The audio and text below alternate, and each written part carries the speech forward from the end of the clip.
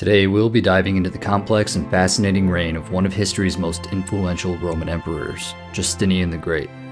From his ambitious legal reforms to his sweeping military campaigns and monumental architectural projects, Justinian's reign was nothing short of transformative. Often hailed as a visionary leader who restored the glory of Rome, Justinian's legacy is as controversial as it is impressive. To his enemies, Justinian was a ruthless, paranoid tyrant, a reckless innovator, an overambitious emperor whose overreach led to imperial demise, a heretic who imposed his iron will on the church, nothing less than a demon in human form. To his supporters, Justinian was the model of a great king, the emperor who restored Roman glory, a prolific lawgiver, a profound theologian, and above all, a pious saint. Amidst this bitter disagreement, what's the truth? In this video, we'll explore these controversies and set the record straight. Let's get started.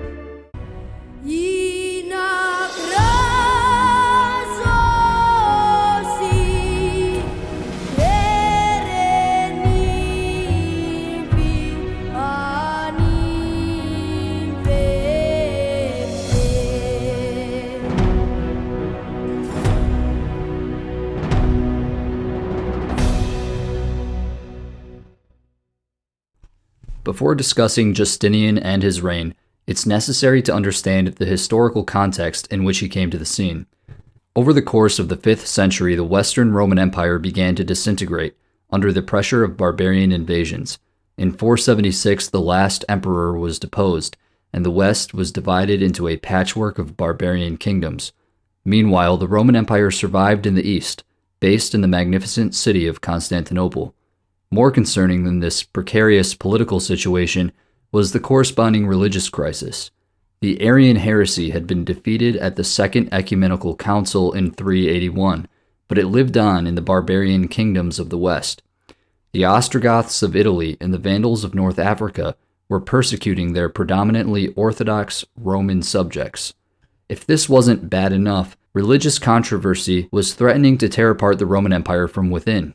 In 451, the Fourth Ecumenical Council defined that Christ is one person consisting of two natures, fully divine and fully human. Instead of establishing unity, this synod resulted in greater divisions. Supporters of Chalcedonian orthodoxy were predominant in Rome and Constantinople, while critics of the council were based predominantly in Egypt and Syria. The latter became known as Monophysites and maintained the heresy that Christ has one nature. In an attempt to preserve imperial and ecclesiastical unity, Emperor Zeno issued the Henoticon in 482, a document which sought to compromise between the Chalcedonians and the non-Chalcedonians. However, this formula didn't satisfy hardliners on either side and only managed to infuriate the staunchly Chalcedonian Church of Rome. This led directly to the Acacian Schism between Rome and Constantinople. The emperor who succeeded Zeno was Anastasius I. Despite his great accomplishments in strengthening the financial situation of the Eastern Roman Empire, he utterly failed to solve the religious controversy. Like his predecessor, Anastasius stuck to the Henoticon. Worse, he personally subscribed to the Monophysite heresy and proceeded to install several heretical bishops, including Severus as Patriarch of Antioch. Thus, by the start of the 6th century, the Roman Empire was a shell of its former self. The erstwhile western provinces were predominantly Orthodox, but they were ruled by Arian kings who persecuted the church. Meanwhile, those parts of the Roman Empire that remained in the east were racked by internal divisions. The churches of Egypt and Antioch were dominated by the Monophysite heresy, and the emperors in Constantinople were stuck in between. At best, they sought, in vain, like Zeno, to find a middle way between heresy and orthodoxy. At worst, they abandoned orthodoxy altogether, like Anastasius. Our story begins with Justin, who was born around the year 450 in the war-torn region of Illyricum. Illyricum was a dangerous province on the very edge of the Roman world. Justin was a peasant, probably a swineherd. In about the year 470, he left his war-torn homeland for the glittering imperial capital of Constantinople. Justin was described as being quite handsome. He was also blessed with a generous disposition and an easygoing nature. What he lacked was formal education. Nevertheless, his talent and potential was recognized by those around him. Once in Constantinople, Justin sought employment in the army, where he was appointed to serve in the palace guard under Emperor Leo I. As a member of this unit, Justin would have been involved in ceremonial duties, and he was responsible for guarding the emperor. Additionally, he would have occasionally gone on tours of active military service, fighting alongside regular army units and barbarian mercenaries. We next hear of Justin around the years 502 to 505 during the reign of Emperor Anastasius, when he held the position of Count of Military Affairs in the army sent against Persia. At some point after this, Justin was promoted to the 300-man elite palace guard known as the Excubators. This regiment was extremely close to the emperor. By 515, Justin was the commander-in-chief of the Excubators. This prestigious role accorded him senatorial rank. Being so close to the emperor, he was one of the most powerful men in Constantinople. In true rags-to-riches fashion, Justin had risen to great heights from provincial obscurity. It was easy for Roman aristocrats to assume that military men from the provinces were just senseless brutes. The contemporary historian Procopius clearly had this opinion of Justin. However, it's likely he received a decent education in the army. It's hard to believe he would have been able to fulfill his official responsibilities as an officer if he was truly illiterate. The Roman army was awash in paperwork. A law of 534 said that literacy and knowledge of imperial legislation were common among the military. Furthermore, Justin clearly had strong opinions of his own on complex matters, specifically theology. Despite his success on other fronts, Anastasius was widely hated for his heresy.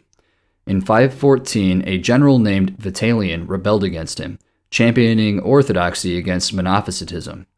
As a member of the military, Justin was duty-bound to defend the emperor. Despite his willingness to follow orders and suppress a pro-Chalcedonian rebellion, Justin was himself a determined supporter of Chalcedon. Justin was probably considerably more engaged with matters of faith than one might imagine of a man whose career was overwhelmingly concerned with affairs of the world. Justin was also capable of genuine affection, as proven by his choice of wife. Justin easily could have acquired a partner of better social standing. Instead, he chose a woman of even lower station than he had been when he first came to Constantinople. His wife was a former slave girl of barbarian origins by the name of Lupicina. Had he simply wished to enjoy a sexual relationship, Justin could have kept her as a concubine, but instead he chose to marry her. The only possible explanation is that he loved her. Even Procopius, a hostile source, admits that she was a virtuous woman and very religious. She later took the name Euphemia, possibly out of reverence for Saint Euphemia, who was miraculously instrumental at the Council of Chalcedon. Like her husband, Euphemia was zealous for the Orthodox faith. Flavius Petrus Sabatius Justinianus was born in 482 or 483 in a small village called Teresium. This village was in the area around Scopia of Dardania, between Illyricum and Macedonia. We know Petrus by the more familiar name of Justinian. Justinian's maternal uncle was Justin. Justin and Euphemia seem to have had a happy marriage, but sadly they weren't blessed with children. As a result, Justin contacted his sister, who still lived in the provinces. He offered to adopt his nephew Petrus and raise him as his own son, if only he would come to Constantinople. We don't know how old Justinian was when he moved to Constantinople. If part of the purpose was to give the boy an education, he was likely around 8 years old, which would mean he may have made his journey around the year 490, late in the reign of Zeno. Eventually, Justin managed to secure for his nephew a post in the elite guards known as candidati, a corps of just 40 men who served as the emperor's personal bodyguard. Like his uncle, Justinian was regarded as very handsome. The candidati were meant to be of impressive appearance and bearing. Unlike Justin, Justinian does not appear to have seen active military service. On July 9th, 518, Anastasius died. He had no children and no obvious successor. He did have 3 nephews, but none of them appear to have been in the palace during the crucial moments when a decision had to be made quickly. A series of inconclusive debates and discussions ensued, but no candidate could garner widespread support. Meanwhile, the crowds in the Hippodrome were beginning to get restless. Time was of the essence. Eventually, everyone in the palace compromised on Justin. Given his age and his lack of children, It was assumed he would be a short-lived, transitional emperor. In the imperial box of the Hippodrome, Justin was joined by the Patriarch. The chamberlains brought out the imperial vestments, and the new emperor was crowned, then acclaimed Augustus. Justin then addressed the people, saying, "Since we accede to the imperial power by the judgment of Almighty God, and by your common choice, we invoke heavenly foresight. Through his love of mankind, may he encourage us to achieve everything that is of benefit both to you and to the public good. It is our intention to set you on the path of every success, and to guard each and every one of you with every form of good cheer and support, and freedom from care." The crowd responded with "many years for the new Constantine." As a side note, there's no clear evidence that Justin engineered his accession. The impression one gets is that he was selected unexpectedly and against his will.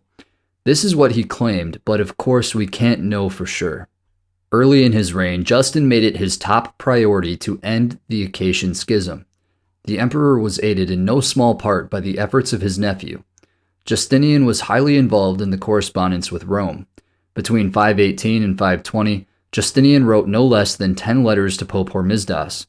These letters were primarily aimed at healing the schism, but they also touched on various other theological topics. In these epistles, we hear Justinian's voice for the first time. The tone is urgent and insistent, reminding the Pope that they were both operating under the eyes of divine judgment. Hormisdas praised Justinian for his manifest zeal, his commitment to unity, and his determination to crush heresy. Eventually, the Pope sent a delegation to Constantinople, which was received with great honors. The papal delegation demanded that the Easterners sign an incredibly harsh formula of union. It declared that the faith was preserved whole only in Rome, and required that the Eastern Church anathematize all who had been in communion with Acacius. Patriarch John II was astonished and refused to sign, but Justinian intervened, producing a compromise formula that was acceptable to both sides. The Acacian Schism officially ended in 519, less than a year after Justin came to the throne. With the churches of Rome and Constantinople finally at peace, this created tension between the Arian regime in Italy and the Orthodox court of Constantinople. Theodoric the Great was an old man by this point. He had failed to produce an heir, raising the inevitable question of who would succeed him. The Goths suspected the Romans of eyeing a potential Western reconquest, and they were becoming increasingly paranoid that their Orthodox subjects, once again in communion with Constantinople, might be a dangerous fifth column. In 526, Theodoric arrested Pope John I on suspicion of conspiring with Constantinople. Similar accusations were made against high-ranking senators in Rome, including the philosopher and senator Boethius, who was executed. Justin almost certainly was contemplating an imperial reconquest of Italy. If so, there's no doubt that the healing of the schism was part of this long-term goal. Having said that, we shouldn't think Justin's policy of healing the schism and supporting Chalcedonian orthodoxy was based on cynical political motivations alone. He was also motivated by a deep sense of personal faith, which was clearly shared by his nephew and adopted son, Justinian. We come now to our first misconception about Justinian. Procopius claims that Justinian was the power behind the throne during his uncle's reign. That slanderous historian says that Justin was an old man tottering to his grave, an illiterate who had never learned to tell one letter from another, like a stupid donkey inclined to follow the man who pulled the rein, his ears waving steadily all the while. We've already dealt with the idea that Justin was illiterate. Despite his humble background, he was almost certainly not illiterate, given his long career as a high-ranking officer in the military. Of course, as the nephew and adopted son of the emperor, Justinian had a significant amount of influence at court, but Procopius is almost certainly stretching the truth here. If Justinian was the emperor's puppet master, we would expect to see him getting promoted immediately and rapidly. The truth is, Justinian did not immediately get propelled into higher office when his uncle took the throne.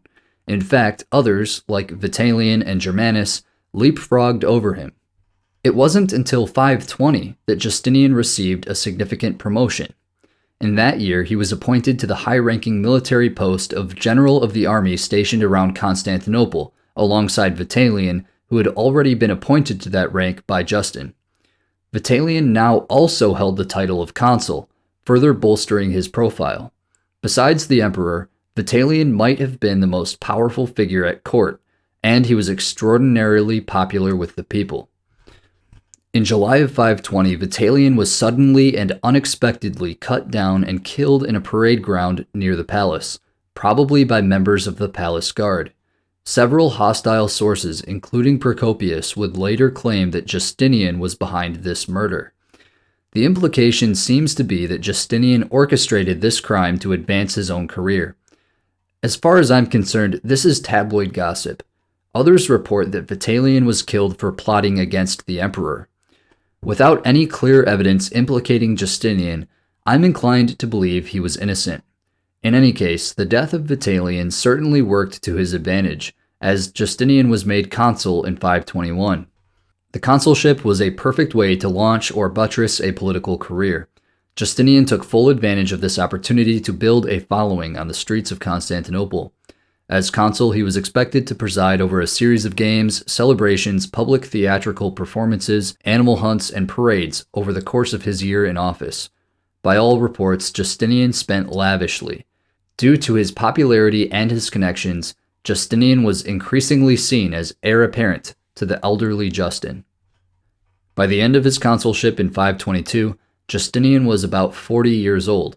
He was incredibly popular and the adopted son of the reigning emperor.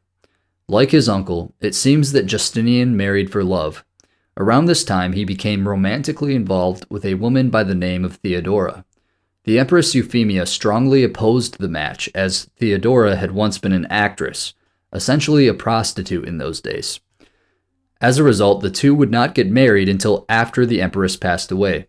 As a side note, this is a strong piece of evidence that Justinian was not, in fact, the power behind his uncle's throne. When Euphemia died, Justinian saw his opportunity to marry Theodora. One obstacle remained, however. According to Roman law, it was illegal for a man of senatorial rank to marry an ex-actress. Therefore, Justinian persuaded his uncle to amend the law, allowing such marriages to take place provided the woman repent of her former lifestyle. At this point, some critics attack Justinian, suggesting that he manipulated his uncle to bend the rules. To the contrary, it seems like Justin was genuinely persuaded to amend the law. We've seen that Justin also married a low-class woman for love rather than political ambition. In the new legislation, we hear the emperor speaking with his own voice. Why should it be possible to free ex-slaves of their past, like the late Empress Euphemia, but not lower-class free women who had been drawn into disreputable pursuits? While Justinian clearly had a personal interest in pursuing this law, as far as I'm concerned, it was a good thing, a Christianization of the law. How could it be Christian to deny redemption and forgiveness to such women? For we believe that the benevolence of God and his exceeding clemency towards the human race should be imitated by us as far as our nature will permit, who is always willing to pardon the sins daily committed by man, accept our repentance, and bring us to a better condition. Hence, we should seem to be unworthy of pardon ourselves, were we to fail to act in this manner with reference to those subject to our empire. In the latter part of Justin's reign, Justinian was ascendant. His efforts to consolidate and strengthen his position proceeded apace. By 525, it was increasingly clear that Justinian was the heir apparent. Around this time, he was appointed Caesar. These steps were crucial because the emperor was fading quickly, and Justinian needed to secure his accession as much as possible. Roman succession was never a sure thing. Although he was immensely popular, Justinian had many well-placed enemies. Constantinople was home to a number of wealthy and influential families, whose members were keenly aware that their recent ancestors had themselves donned the purple. For example, Anicia Juliana had recently built a magnificent church to St. Polyeuctos in the heart of the capital to advertise her family's significance and prestige. One of her relatives by marriage was Hypatius, who was himself a nephew of the late Emperor Anastasius. To these ambitious, blue-blooded members of the Roman aristocracy, Justinian was deeply resented. His uncle was supposed to be a short-lived transitional emperor, not the start of a new dynasty of low-born provincial swineherds. In response, Justinian and Theodora built a large church to Saints Sergius and Bacchus. This church still stands today, although sadly it's a mosque. As a side note, consider the contrast between the elites of today versus the elites of 6th century Byzantium. Today, celebrities and politicians virtue signal by mouthing off on social media in support of the current thing. By contrast, in the 6th century Roman Empire, powerful people signaled their virtue by building grand churches. On April 1st, 527, Justinian was elevated to the rank of Augustus and formally crowned by the Patriarch. By this, he officially became co-ruler alongside his ailing uncle, and there was no longer any doubt about the succession. Justin died 4 months later. On August 1st, Justinian became the sole Roman emperor. We've finally reached the beginning of Justinian's reign. To sufficiently cover this period is a monumental task for 2 reasons. First of all, the sheer length of Justinian's reign is enormous. Justinian ruled for over 38 years, making him one of the longest reigning Roman emperors. Secondly, Justinian was remarkably active and ambitious. Between his military campaigns, his legislative work, his building projects, and his theological activity, there really isn't a dull moment. Although I would prefer to give a straight, chronological account of his reign, I've decided to organize this into 4 main parts.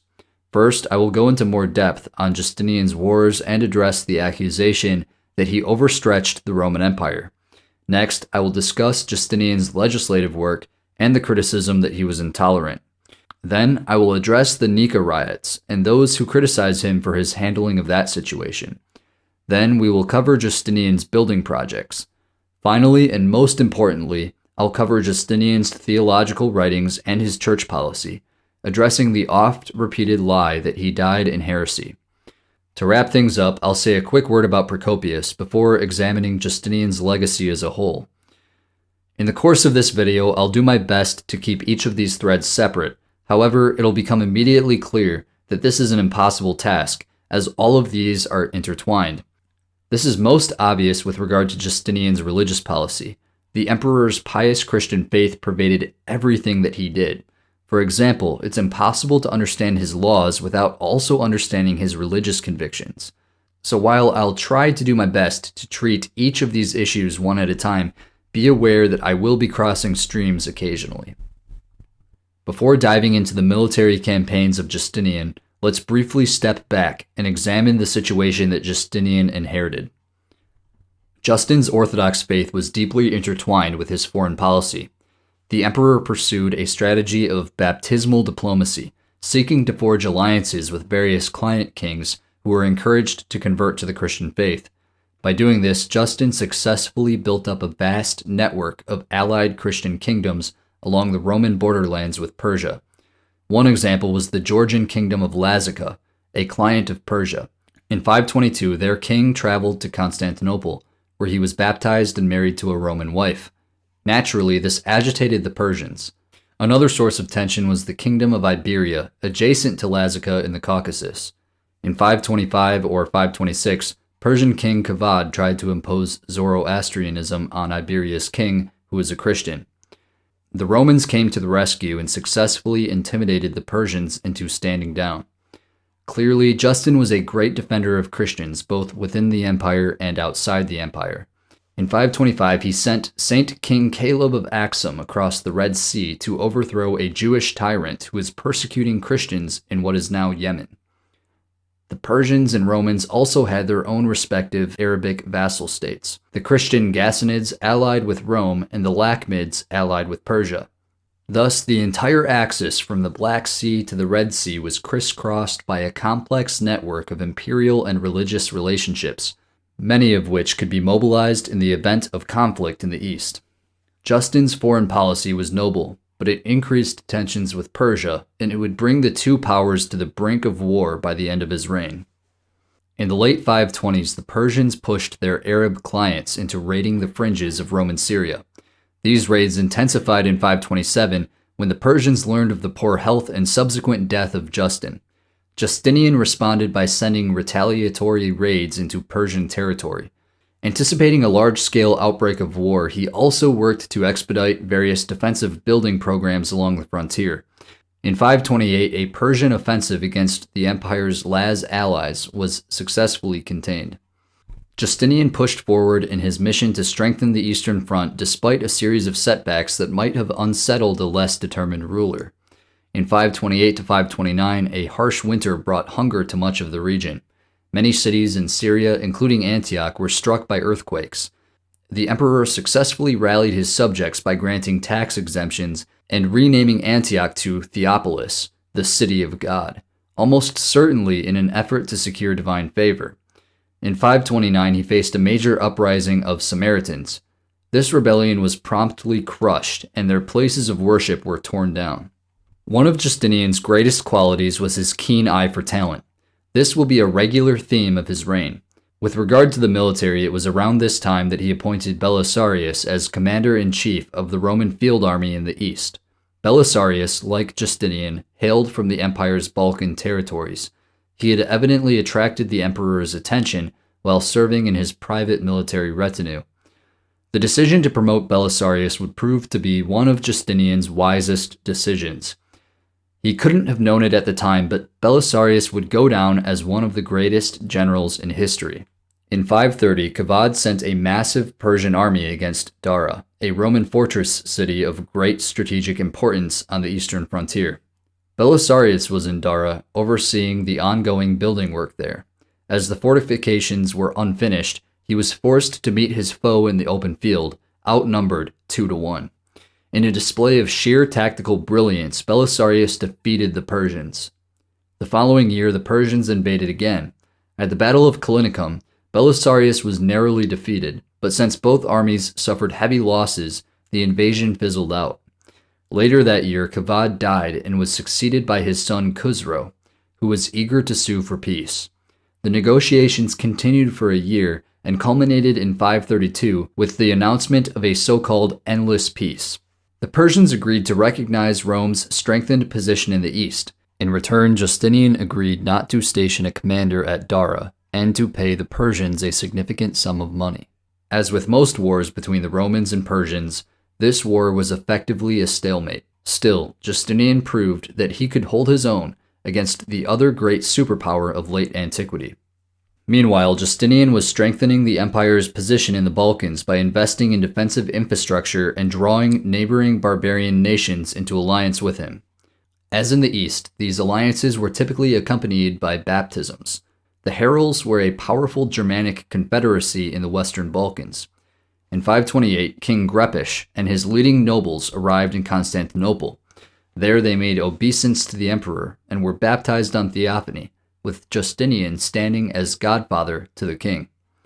Turning our attention to the west, the political conditions at the Gothic court in Ravenna were becoming increasingly unstable. In 526, Theodoric finally died. The crown passed to his grandson, the boy king Athalaric, who was only 8 years old. De facto power passed to a regency headed by his mother, Queen Amalasuntha, who was herself a daughter of Theodoric. Amalasuntha was a woman of considerable talent, but she was regarded with suspicion by the Gothic nobility. For one, as a woman, she was unable to provide the military leadership that could intimidate their warlike neighbors. Furthermore, she was seen as too culturally Roman. Thus, the death of Theodoric made the Gothic regime appear vulnerable. Territory in southern Gaul, over which Theodoric had previously extended his rule, had to be surrendered to the Franks. Within Italy itself, there were growing signs of lawlessness at a local level. Once again displaying his keen eye for talent, it was around this time that Justinian recruited Mundo as commander-in-chief of the imperial armies in the Western Balkans. Mundo was a Gepid prince with a large army and an axe to grind against the Goths. The Gepids were one of the Germanic barbarian groups that had settled in the region after the breakup of Attila's empire, having seized the city of Sirmium from the Romans. In 488, as he led his armies out of the Balkans into Italy, the Gothic king Theodoric seized Sirmium and killed the Gepid king, who just so happened to be Mundo's uncle. Notwithstanding his uncle's demise, Mundo went over to the service of Theodoric and his regime in Italy, becoming an important military commander. His decision in about 529 to ally with Justinian was a major coup. It made the Ostrogoths in Italy very anxious, as Sirmium was located on a key strategic point in the Roman road network leading towards Italy. The defection of Mundo both strengthened the Balkan defenses and further exposed the weakness of the Gothic regime in Ravenna. Meanwhile, in Africa, Hilderic became king of the Vandals in 523. After ascending the throne, Hilderic began a significant diplomatic reorientation. His predecessors had been Arians who persecuted the Orthodox Church and allied with the Gothic regime in Ravenna.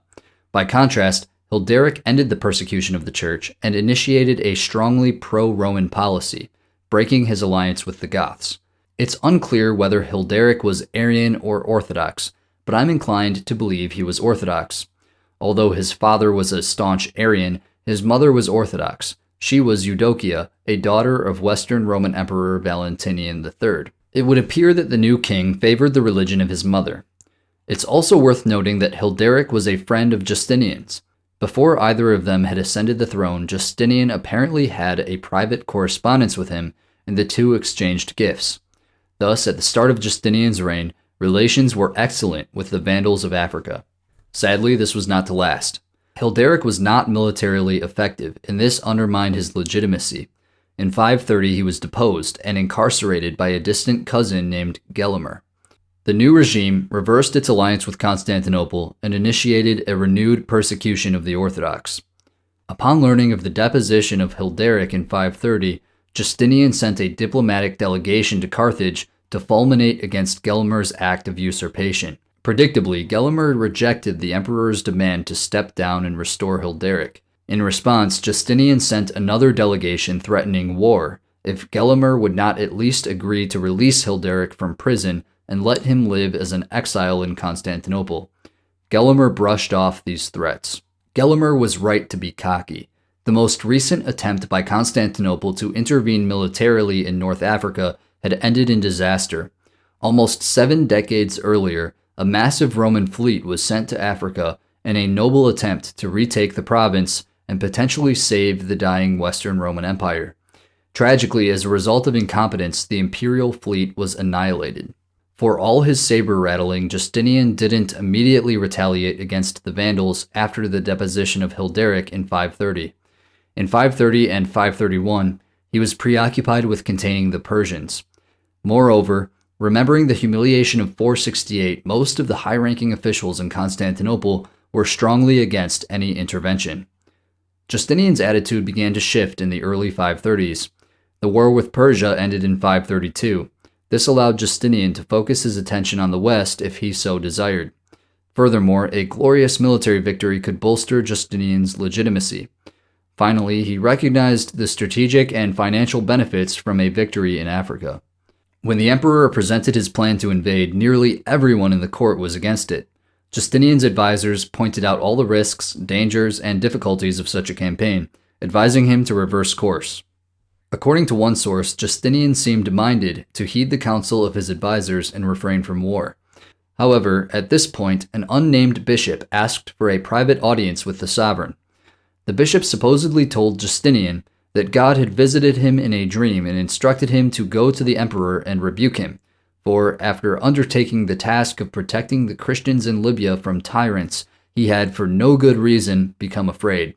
And yet God had said, "I will myself join with him in waging war, and make him lord of Libya." Interestingly, Peter Sarris speculates that this may have been Saint Sabas the Sanctified, although he was an abbot and not a bishop. During their discussions, Sabas told Justinian that if he should invade, God would grant him victory over the Vandals so that he could extirpate the heresy of Arianism. Another rumor has it that Justinian was urged to change his mind after seeing a vision of an African saint. This saint, who had been martyred under Vandal king Huneric, urged the emperor to go on the offensive. So what's the truth of the matter? Was Justinian persuaded by a prophetic bishop, by a dream, or something else entirely? Perhaps both stories are true, but ultimately we can't know with any certainty.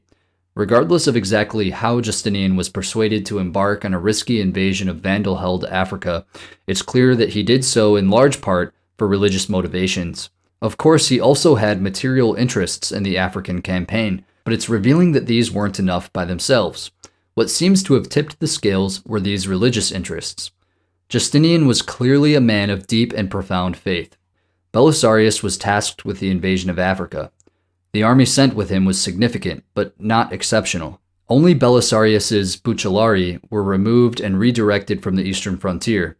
Despite later claims to the contrary, Justinian made the careful and rational decision not to strip the east of military manpower for the purposes of a foray into the west.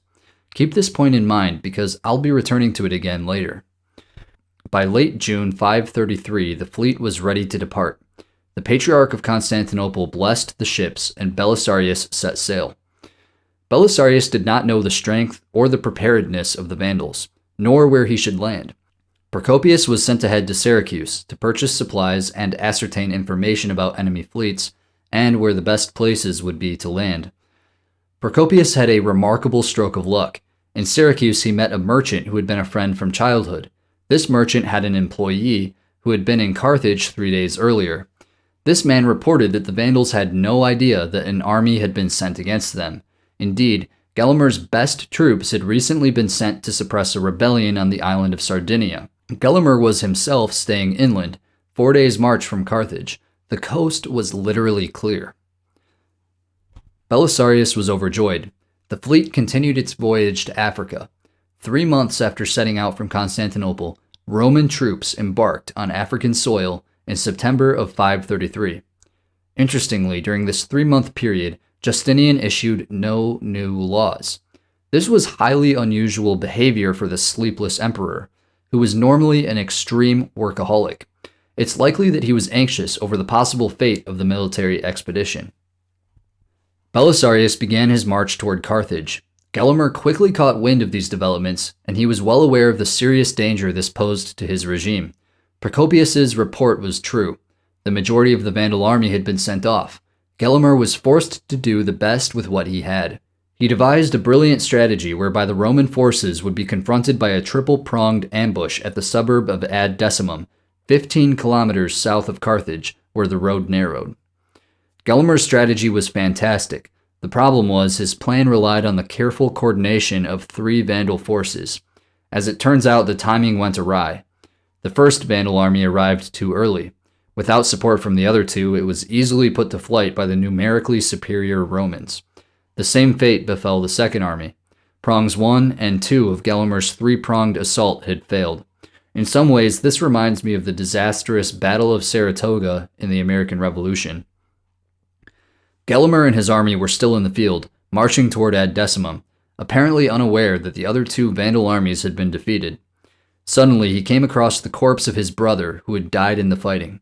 To the bewilderment of both Romans and Goths, Gelimer paused to bury the prince. This hesitation on the part of the Vandal king left the path to Carthage undefended. Had he met the Romans in battle, he might have defeated Belisarius and ended Justinian's dreams of reconquest once and for all. On September 15, 533, Belisarius entered Carthage with no resistance. The Roman army entered as liberators, not conquerors. In other words, they entered peacefully without any of the abuses usually practiced by conquering armies. He was triumphantly led to the royal palace, where he sat on Gelimer's throne. The invasion had originally been framed as an intervention for the purpose of restoring the deposed king Hilderic, but unfortunately, Hilderic was dead. When Gelimer received news of the Roman invasion, he had ordered his execution. With Hilderic gone, the new theme became one of Romans liberated from barbarian oppression. In Carthage, the Orthodox were back in charge. Arian priests were driven out of the great cathedral church dedicated to St. Cyprian. Gelimer had not given up, however. The Romans were mostly restricted to Carthage and the other coastal cities they had occupied. Gelimer was busy rallying his remaining troops, and he remained active in the countryside, where it was dangerous for Romans to travel. Having gathered an army, Gelimer marched on Carthage. Instead of waiting for the Vandals to arrive and begin a siege, Belisarius chose to engage his enemy in the field. On December 15, 533, the Vandal army was utterly defeated. This marked, once and for all, the end of their kingdom. Gelimer fled to an inaccessible place in the Atlas Mountains. Eventually, in the spring of 534, the Vandal king gave up.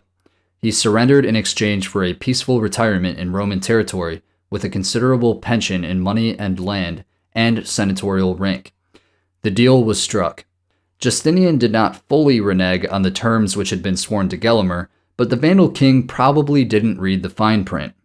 Gelimer was never made a senator or a patrician because he refused to abandon his Arian faith. Additionally, when Belisarius had his triumph, Gelimer was led through the streets of Constantinople in humiliation. As a reward for his African victory, Belisarius was made consul in 535. After the African conquest, Justinian issued a couple of laws concerning civil and military arrangements for the new province. Although it sounds mundane, we've already seen that Justinian intertwined his faith into everything he did. In the preface to one of these laws, the emperor enunciates his justification for the invasion. The conquest was, he declared, the will of God, and as a result of it, through Justinian's efforts, God had liberated his people from the yoke of servitude. The emperor reminded his subjects of the indignities and outrage which had been perpetrated against those Christians in Africa who had upheld the true faith, the imposition of Arianism by force, the conversion of Orthodox churches into stables, the torture and exile of holy men. Arianism and all other heresies were banned in the new provinces. Arian churches and their property were handed over to the Orthodox. Interestingly, Justinian also ordered all Jewish synagogues to be destroyed, indicating that the region's Jewish community was actively implicated in Vandal rule or opposition to Roman reconquest. Belisarius embarked on a broad program of renewal in the city. Among the building work was a monastery and several shrines dedicated to the Mother of God. Peter Sarris says, "The emphasis on new religious foundations dedicated to the Virgin Mary is telling. The Theotokos was the patron saint of Constantinople, the new Rome. She, in a sense, traveled with its armies. In the empire of Justinian, arms and religion traveled hand in hand." The new territories were extremely lucrative, a major boon to Justinian's empire. The conquest was also of great symbolic value, for it was said that many of the treasures from Solomon's temple were there. The temple treasures previously resided in Rome after the sack of Jerusalem in 70 AD. These were then taken to Carthage after the sack of Rome in 455. These relics had brought bad fortune to every city that held them.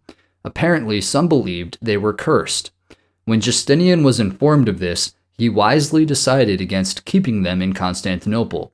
Instead, he sent them to Jerusalem, where they were kept in the churches there.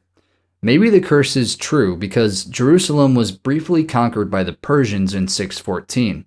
After this, the temple treasures disappeared from history. After his victory, Belisarius traveled to Constantinople for the aforementioned triumph. With Belisarius absent from Africa, a rebellion broke out around Easter of 536, led by the herald general Stotzas. Among other things, Stotzas and his men, who were Arians, wanted to celebrate the faith as they chose, and they were unhappy over the appointment of military landholdings. The rebellion was initially successful. Solomon, the newly appointed Praetorian prefect of Africa, even fled Carthage. But Belisarius returned just in time and defeated the uprising. However, soon after quelling the revolt, Belisarius was called off. He was needed in Italy. In 534, Athalaric died at the age of 16. He was succeeded by his mother Amalasuntha, who chose to co-rule with her nearest male kinsman, Theodahad. Theodahad had long harbored ambitions for the throne, but he wasn't exactly cut out for it. For one, he was seen as greedy, but this could be forgiven if he was a great warrior king. Instead, he was totally unaccustomed to war. Theodahad was a nerd. His passions were philosophy and literature, as well as biblical and theological scholarship. The Gothic nobility and army didn't want a philosopher king. They wanted a warlord. Amalasuntha and Theodahad were soon plotting against each other. In April of 535, Theodahad's allies imprisoned Amalasuntha and she was forced to abdicate. She was then strangled in a bathhouse by one of the king's servants. Theodahad denied any responsibility while simultaneously rewarding her killers. This murder gave Justinian the necessary pretext to invade Italy. Like the earlier reconquest of Africa, the Italian campaign would be entrusted to Belisarius. The Roman military organized a two-pronged attack on Gothic Italy in 535. Belisarius was dispatched to Sicily, where he was instructed to march north. A second Roman army, led by Mundo, was instructed to strike from the Balkans and sweep down into Italy from the northeast. Simultaneously, the Romans attempted to persuade the Franks to attack from the northwest. The emperor's envoys reminded the Frankish king Theodebert that the Franks and Romans were united by their rejection of Arianism and also by their shared enmity toward the Goths. Belisarius faced almost no opposition in Sicily, and he rapidly conquered the island. In a law issued 3 months later, Justinian expressed his hope that, God willing, the empire's recent successes in Sicily and Africa, alongside peace with Persia, might mark the start of our reconquest of all the rest of the lands that ancient Rome had conquered from the bounds of one ocean to the other. Emboldened by having God on our side, we shun no extreme of discomfort, constantly enduring sleeplessness, fasting, and every other form of hardship for the benefit of our subjects. In Ravenna, Theodahad was in a total panic. Seeing the writing on the wall, he drafted a letter to Justinian in which he offered several humiliating concessions in the hope of achieving peace. All of these concessions would have essentially made him a vassal king to the emperor in Constantinople. These terms were sent to Justinian for consideration. Theodahad then asked the envoy, known as Peter the Patrician, what would happen if Justinian rejected his offer. The envoy replied that the war would continue. Fearing this possibility, the king decided to write another letter to the emperor, agreeing to surrender all of Italy in return for extensive estates and an annual pension. Peter agreed that the second offer would only be put to Justinian if he rejected the first and went on his way. As it turns out, Justinian refused the first offer and accepted the second. For a moment, it appeared as if peace was secured. Unfortunately, military events on the ground intervened to put an end to this apparent resolution. The main bulk of Gothic forces were concentrated in and around Ravenna, north of the River Po. This was largely to prevent any invasion from the direction from which Mundo was now advancing. By contrast, in Sicily and southern Italy, the road was much easier for Belisarius. In late 535, a large Gothic army confronted Mundo's army. In an initial engagement, Mundo's son was killed. Mundo was raised in a culture in which blood feuds were a strictly observed social institution. Seeking to avenge his son, he led the main body of his army in a frenzied charge against the Goths, whose forces were routed, with many of their leading nobles killed. However, Mundo was also killed in this epic final charge. Leaderless, the Roman army pulled back. A key part of Justinian's strategy had thus been neutralized. In the wake of this Roman setback, Theodahad sensed there was a chance to save his kingdom after all.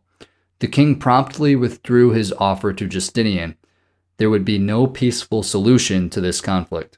Meanwhile, Belisarius was conquering the Italian mainland. He received the surrender of every major city through which he passed, whose populations were largely hostile to Gothic rule. Then he came to Naples, which was heavily fortified and guarded by a substantial Gothic garrison. A notable of the city was sent to negotiate with Belisarius. The city seemed on the verge of capitulation until 2 pro-Gothic rhetors pointed out that nobody trusts a turncoat. Were they to throw their gates open to Belisarius and the Goths proved to be victorious, they would be punished for treachery. If the Romans eventually triumphed, they would never respect or trust the population of Naples. This position was also supported by the city's large Jewish population.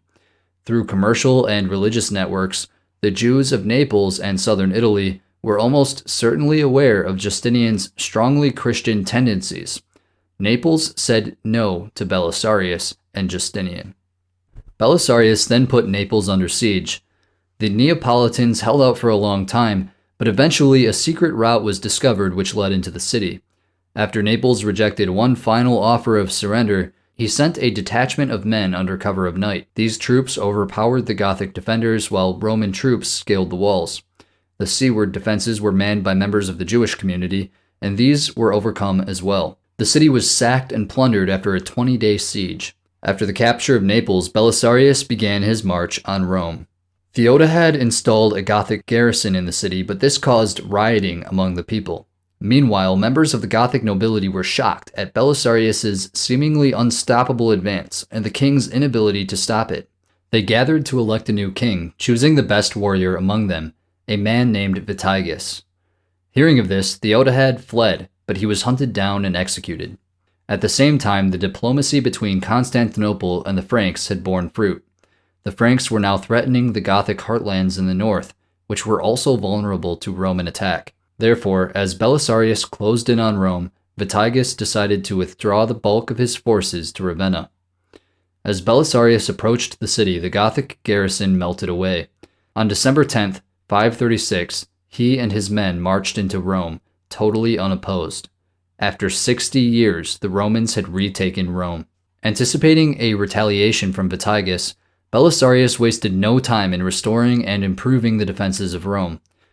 The general only had 7,000 troops to defend the city, as many had been left behind to garrison other cities. In the north, Vitiges had managed to secure an uneasy peace with the Franks. His armies in Dalmatia also successfully contained the imperial advance, pinning down Roman forces at Salona. Now, Vitiges rallied his troops in an attempt to retake Rome. Belisarius knew that he was terribly outnumbered. The siege lasted for over a year. Despite the odds, Belisarius somehow managed to stay publicly confident, raising the spirits of those who depended on him. Belisarius wrote to Justinian, informing him that he was desperately short on men and needed reinforcements as soon as possible. Justinian sent these troops, but their progress to Italy was incredibly slow.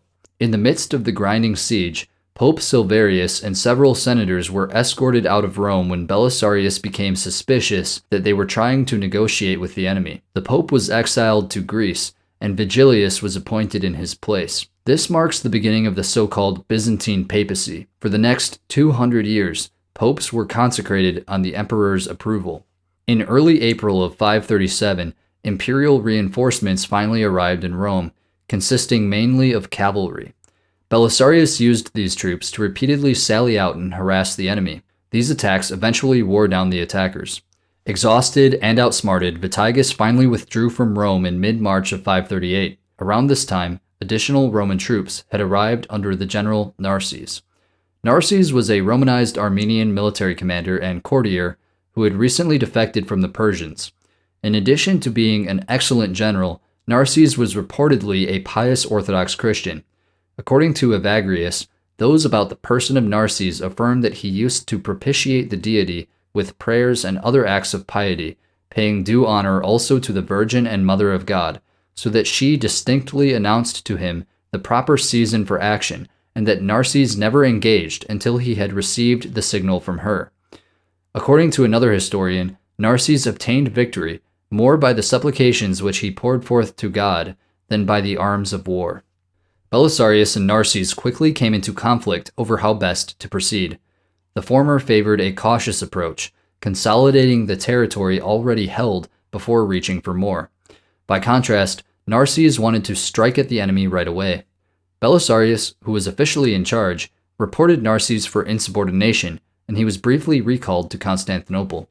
At this time, Vitiges sent some envoys to the Persian court.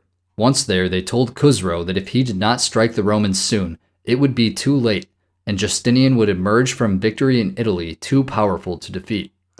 Khusro apparently heeded their advice.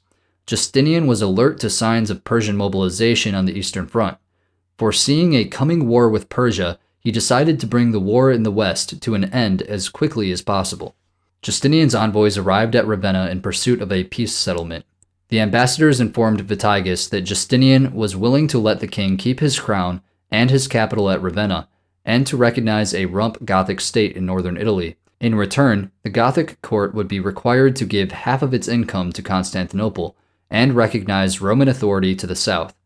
Vitiges and his court signaled that these terms were acceptable, and a deal was nearly struck. Belisarius, however, was convinced that final victory was within his reach. Therefore, he refused to add his signature to the treaty. Desperate for peace, the Goths came to Belisarius with a new proposal. They would surrender all of Italy to him if he agreed to become Emperor of the West, occupying the throne which Romulus Augustulus had been forced to vacate in 476. Belisarius agreed, swearing that he would do the Goths no harm, but indicating that he wouldn't ratify the deal formally until he was within Ravenna and in the presence of Vitiges and his leading nobles. Privately, he informed his high command that the Gothic capital would soon be theirs if they did what he told them. Soon thereafter, Belisarius and his army entered the city. Once ensconced in Ravenna, maintaining the pretense that he was about to revive the Western Roman Empire, Vitiges was placed under protective guard, and the Gothic soldiers were dispersed. Roman troops then began to take positions around the city. Representatives of Gothic garrisons in the surrounding towns began pledging their loyalty to Belisarius. Belisarius was clearly playing a dangerous game. Procopius insists that Belisarius never intended to claim the Western imperial title for himself, that it was all a strategic ruse. But he must have been tempted. Given the increasingly serious military situation in the east, Justinian decided the best course of action was to summon Belisarius home. The Gothic leadership expected him to ignore the summons and remain in Ravenna as a restored Western emperor. Eventually, reports of this apparent treachery would reach Constantinople, and Belisarius would be forced to make up his mind. Would he betray his emperor, or would he trick the Goths? Belisarius chose to remain loyal to Justinian. Taking the royal treasury and their captive king with him, Belisarius returned to Constantinople in 540.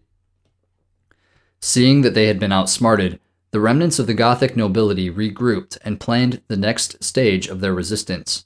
The Goths were defeated, but by no means were they utterly destroyed. When Belisarius returned to Constantinople in 540, he was not greeted with a great triumph, as had happened after his African conquest of 534. As we will see, the Goths would soon strike back and nearly retake the whole of Italy. The Romans would eventually secure Italy, but only after a decade of brutal fighting.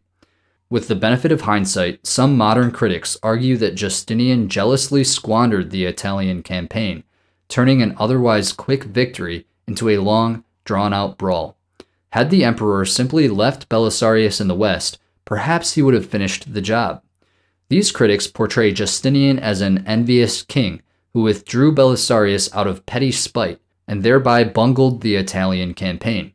Just listen to how one Roman history YouTuber describes it. He feigned acceptance of the title and entered Ravenna, but later he revealed that it had just been a trick to gain entrance to the capital city of the Ostrogoths. But Justinian, upon hearing of this, became of course even more jealous and suspicious, and recalled Belisarius from Italy, letting him fight on the eastern frontier against the Persians. This was, in my opinion, one of Justinian's worst decisions. As a direct consequence, with Belisarius gone from Italy, the new Ostrogothic king Totila would regain control of much of Italy in the course of the next years. This would not have happened had he let Belisarius strengthen the Eastern Roman rule on the newly conquered Italian peninsula. Thus, the war went on for over 10 more years. What's the truth? In my view, it's totally understandable why Justinian's faith in Belisarius would be damaged for his conduct at the end of the Italian War. As we saw, Justinian's desire was to end the Gothic War immediately. His peace terms were acceptable to everyone except Belisarius. Sure, his intentions may have been pure, but in refusing these terms, Belisarius was being insubordinate to a direct command, or at least the wishes of Justinian. This alone would have looked extremely suspicious. Next, we saw how Belisarius feigned to accept the imperial throne. In an age before instant communication, reports of the general's alleged treachery must have reached the imperial court first, followed closely by the reassuring message that it was all a clever ruse. Sure, his deception of the Goths was brilliant and achieved its purpose, and to his great credit, Belisarius remained loyal in the end. However, from Justinian's perspective, we can imagine how this episode would have made him extremely suspicious. Lastly, I find this criticism highly ironic. The same people who accuse Justinian of overstretching the empire with his Western adventures are often the same people who blame Justinian for botching the Italian campaign out of petty jealousy. Listen to how the same YouTuber simultaneously attacks Justinian for recalling Belisarius and for overstretching the empire. But for me, the biggest mistake of Justinian, besides his anti-pagan policies and brutal suppression of riots, was that he overstretched the forces of the empire, and his incredible mismanagement of Belisarius, the one-man superweapon, which directly led to the destruction of Italy. You can't simultaneously argue that Justinian overstretched the empire and argue that the recall of Belisarius in 540 was a mistake. What this critic fails to realize is that Belisarius was withdrawn not simply out of jealousy or anger, but rather to defend the east from the Persians. The truth is, Justinian's first priority was always the Eastern Front, which was undeniably the greater threat to the Roman Empire. He was only involved in the West in the first place because there was peace with Persia. As soon as that dissolved, he He reoriented his focus and sought an end to the Gothic War. In other words, Justinian recalled Belisarius precisely because he didn't want to overextend the empire with conflicts on two fronts. Had Justinian left his best general in northern Italy while the Persians were bearing down on the east, he might rightly be guilty of overstretching the empire with vain pursuits. Instead, he chose to withdraw Belisarius. This was certainly the right decision, even if the consequence was a long and bitter second phase of the Gothic War. But you can't have it both ways. Apparently for this critic, Justinian is damned if he does and damned if he doesn't. Regarding the more general argument that Justinian overextended the Roman Empire, I will address that at the end of this section. For now, let's continue with the story. 540 marks a tragic turning point in Justinian's reign. Up to this point, his reign was marked by unbelievable success. With relatively little effort, Justinian's armies had reconquered two core territories of the former Western Roman Empire. Domestically, he had overhauled Roman law and revitalized the empire with magnificent building projects. For the rest of his reign, however, Justinian would be faced with unprecedented challenges. The prelude to these troubled years came in 536, when a great famine gripped the whole empire and persisted for years. The cause of this famine was crop failure due to a mysterious dimming of the sun's rays. This was probably caused by an unparalleled series of simultaneous volcanic eruptions, which threw dust and ash into the atmosphere. In 541, the empire was struck by another catastrophe, the bubonic plague. At its height, approximately 5,000 to 10,000 people were dying every single day in Constantinople. Modern historians estimate that as many as half of the population may have been wiped out in the capital. All of this was attributed to divine wrath, and the emperor urged his subjects to repentance. Justinian himself came down with the plague. Thankfully, he survived, crediting his recovery to the miraculous intervention of Saints Cosmas and Damian. Meanwhile, Justinian had to deal with renewed warfare on all fronts. As we will see, Justinian persevered through all of these calamities and came out victorious. In and of itself, this is proof that Justinian was an incredibly talented administrator. A man of less ability would have completely folded under similar circumstances. Let's continue examining the military situation. As Justinian anticipated, renewed warfare broke out on the Eastern Front. Prompted by the Goths, Khusro invaded Roman territory in June of 540 and sacked the city of Antioch. The Persians proceeded to rampage across Roman Syria. At the port town of Seleucia, Khusro washed his war boots in the Mediterranean. While in Apamea, he presided over the games in the city's hippodrome after the manner of a Roman emperor. All of this was traumatic to the Romans. In 541, Belisarius was once again sent to the east. Once there, he scored a retaliatory victory against the Persians. However, in 542, he was recalled to Constantinople on suspicion of treason. During the course of the investigations, he was cleared of misconduct and restored to his former position. Rather than be sent back east, he was kept in Constantinople until his services were needed again in the west. In 545, Justinian's ambassadors persuaded the Shah to agree to an armistice and eventually a costly peace settlement. However, it seems that the truce only applied to Syria, as fighting continued in the Caucasus. It was a shaky peace, but at least it took some pressure off the east. Trouble was brewing once again in the west. By 541, the Goths had rallied around a new king named Totila.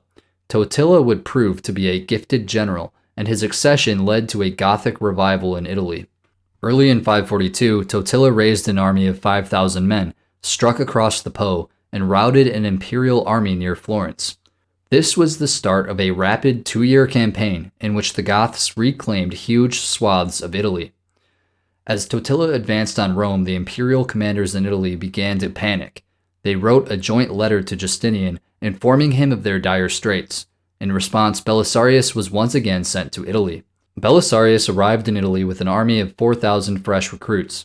He was able to restore imperial control over Bologna, only to find that many of his troops had started to desert. They were frustrated over unpaid salaries. Furthermore, rumors had reached them that their homeland in the Balkans was under barbarian attack. Despairing about his situation, Belisarius begged Justinian to send more men, money, weapons, and horses. As Belisarius waited for a reply, Totila expanded the area under his control. Many cities simply surrendered to him. He was now ready to besiege Rome. When the Goths began their siege in early 546, the population of Rome had been gripped by a severe famine. Belisarius withdrew from Ravenna and retreated along the Dalmatian coast toward Dyrrhachium, where he hoped to rendezvous with fresh troops and travel back across the Adriatic to break the siege of Rome. He was duly met by an army. Meanwhile, Narses was sent to recruit herald troops with whom he would march into northern Italy. The situation in Rome was becoming increasingly desperate. Just before Belisarius reached the city, it was betrayed to the enemy by a dispirited band of Isaurian troops. On December 17, 546, Totila's army re-entered Rome. Much of what remained of the imperial garrison fled, accompanied by members of the Senate, while others took refuge in St. Peter's Basilica. Pope Vigilius had already relocated to Sicily. Throughout 547, the armies of Belisarius and Totila crisscrossed the peninsula, fighting over a landscape ravaged by warfare, famine, and plague. At one point, Totila got sidetracked, and Belisarius took advantage of the situation to retake Rome. Now that fighting to the east had mostly ceased, Justinian decided it was possible to send more reinforcements to Italy. Belisarius was sent south to receive them. In early 548, the general was joined by only 2,000 infantry. This disappointed him. As a result, Belisarius sent his wife, Antonina, to Constantinople in order to plead with Theodora to persuade Justinian to send more troops. Belisarius then returned to Rome and found that the men of the garrison had lynched their commanding officer. The troops demanded that Justinian issue them a blanket amnesty and ensure they receive the back pay they were owed. Justinian complied with this request, likely because he couldn't afford to crack down on these troops. It would seem that warfare and the plague had sapped the empire's military and fiscal resources, as well as the emperor's credibility. If these years weren't difficult enough, Theodora died in 548. She had been Justinian's constant companion, his most stalwart supporter, and even co-ruler for the last 25 years. The emperor solemnly buried her in the Church of the Holy Apostles and frequently visited to light candles at her tomb. Justinian never remarried. At this point, Antonina arrived in Constantinople. She had been sent to request more troops for the west. Instead, finding that Theodora had died, she asked Justinian to recall her husband from Italy, and Justinian complied with her wishes. By 548, Totila's Goths were once more in control of much of the Italian peninsula. However, the city of Rome remained in the hands of its restless and nearly mutinous imperial garrison. In January of 550, Totila's forces managed to once more enter Rome after it was betrayed to him by a band of imperial forces fed up with delayed payments. Totila then led his troops into Sicily, much of which his army ravaged. At this point, the emperor was forced to commit more men and resources or else totally lose his position on the peninsula. From the Balkans, Justinian sent reinforcements to Italy, but these troops were hindered by Slavic raiders from across the Danube, who had evidently entered into an alliance with Totila. At the start of 552, Justinian renewed his efforts to bring the Italian campaign to a conclusion, ordering Narses to march there with a substantial army of some 30,000 men. Finally, the Romans had a numerical advantage. Narses pried Ravenna from the grip of the Goths and confronted Totila at the Battle of Busta Gallorum in the summer of 552. The battle was a major Roman victory. Totila, along with the major part of the Gothic nobility, were killed. With them out of the way, victory in Italy was secured for Justinian. Narses led his forces to Rome and reoccupied the city.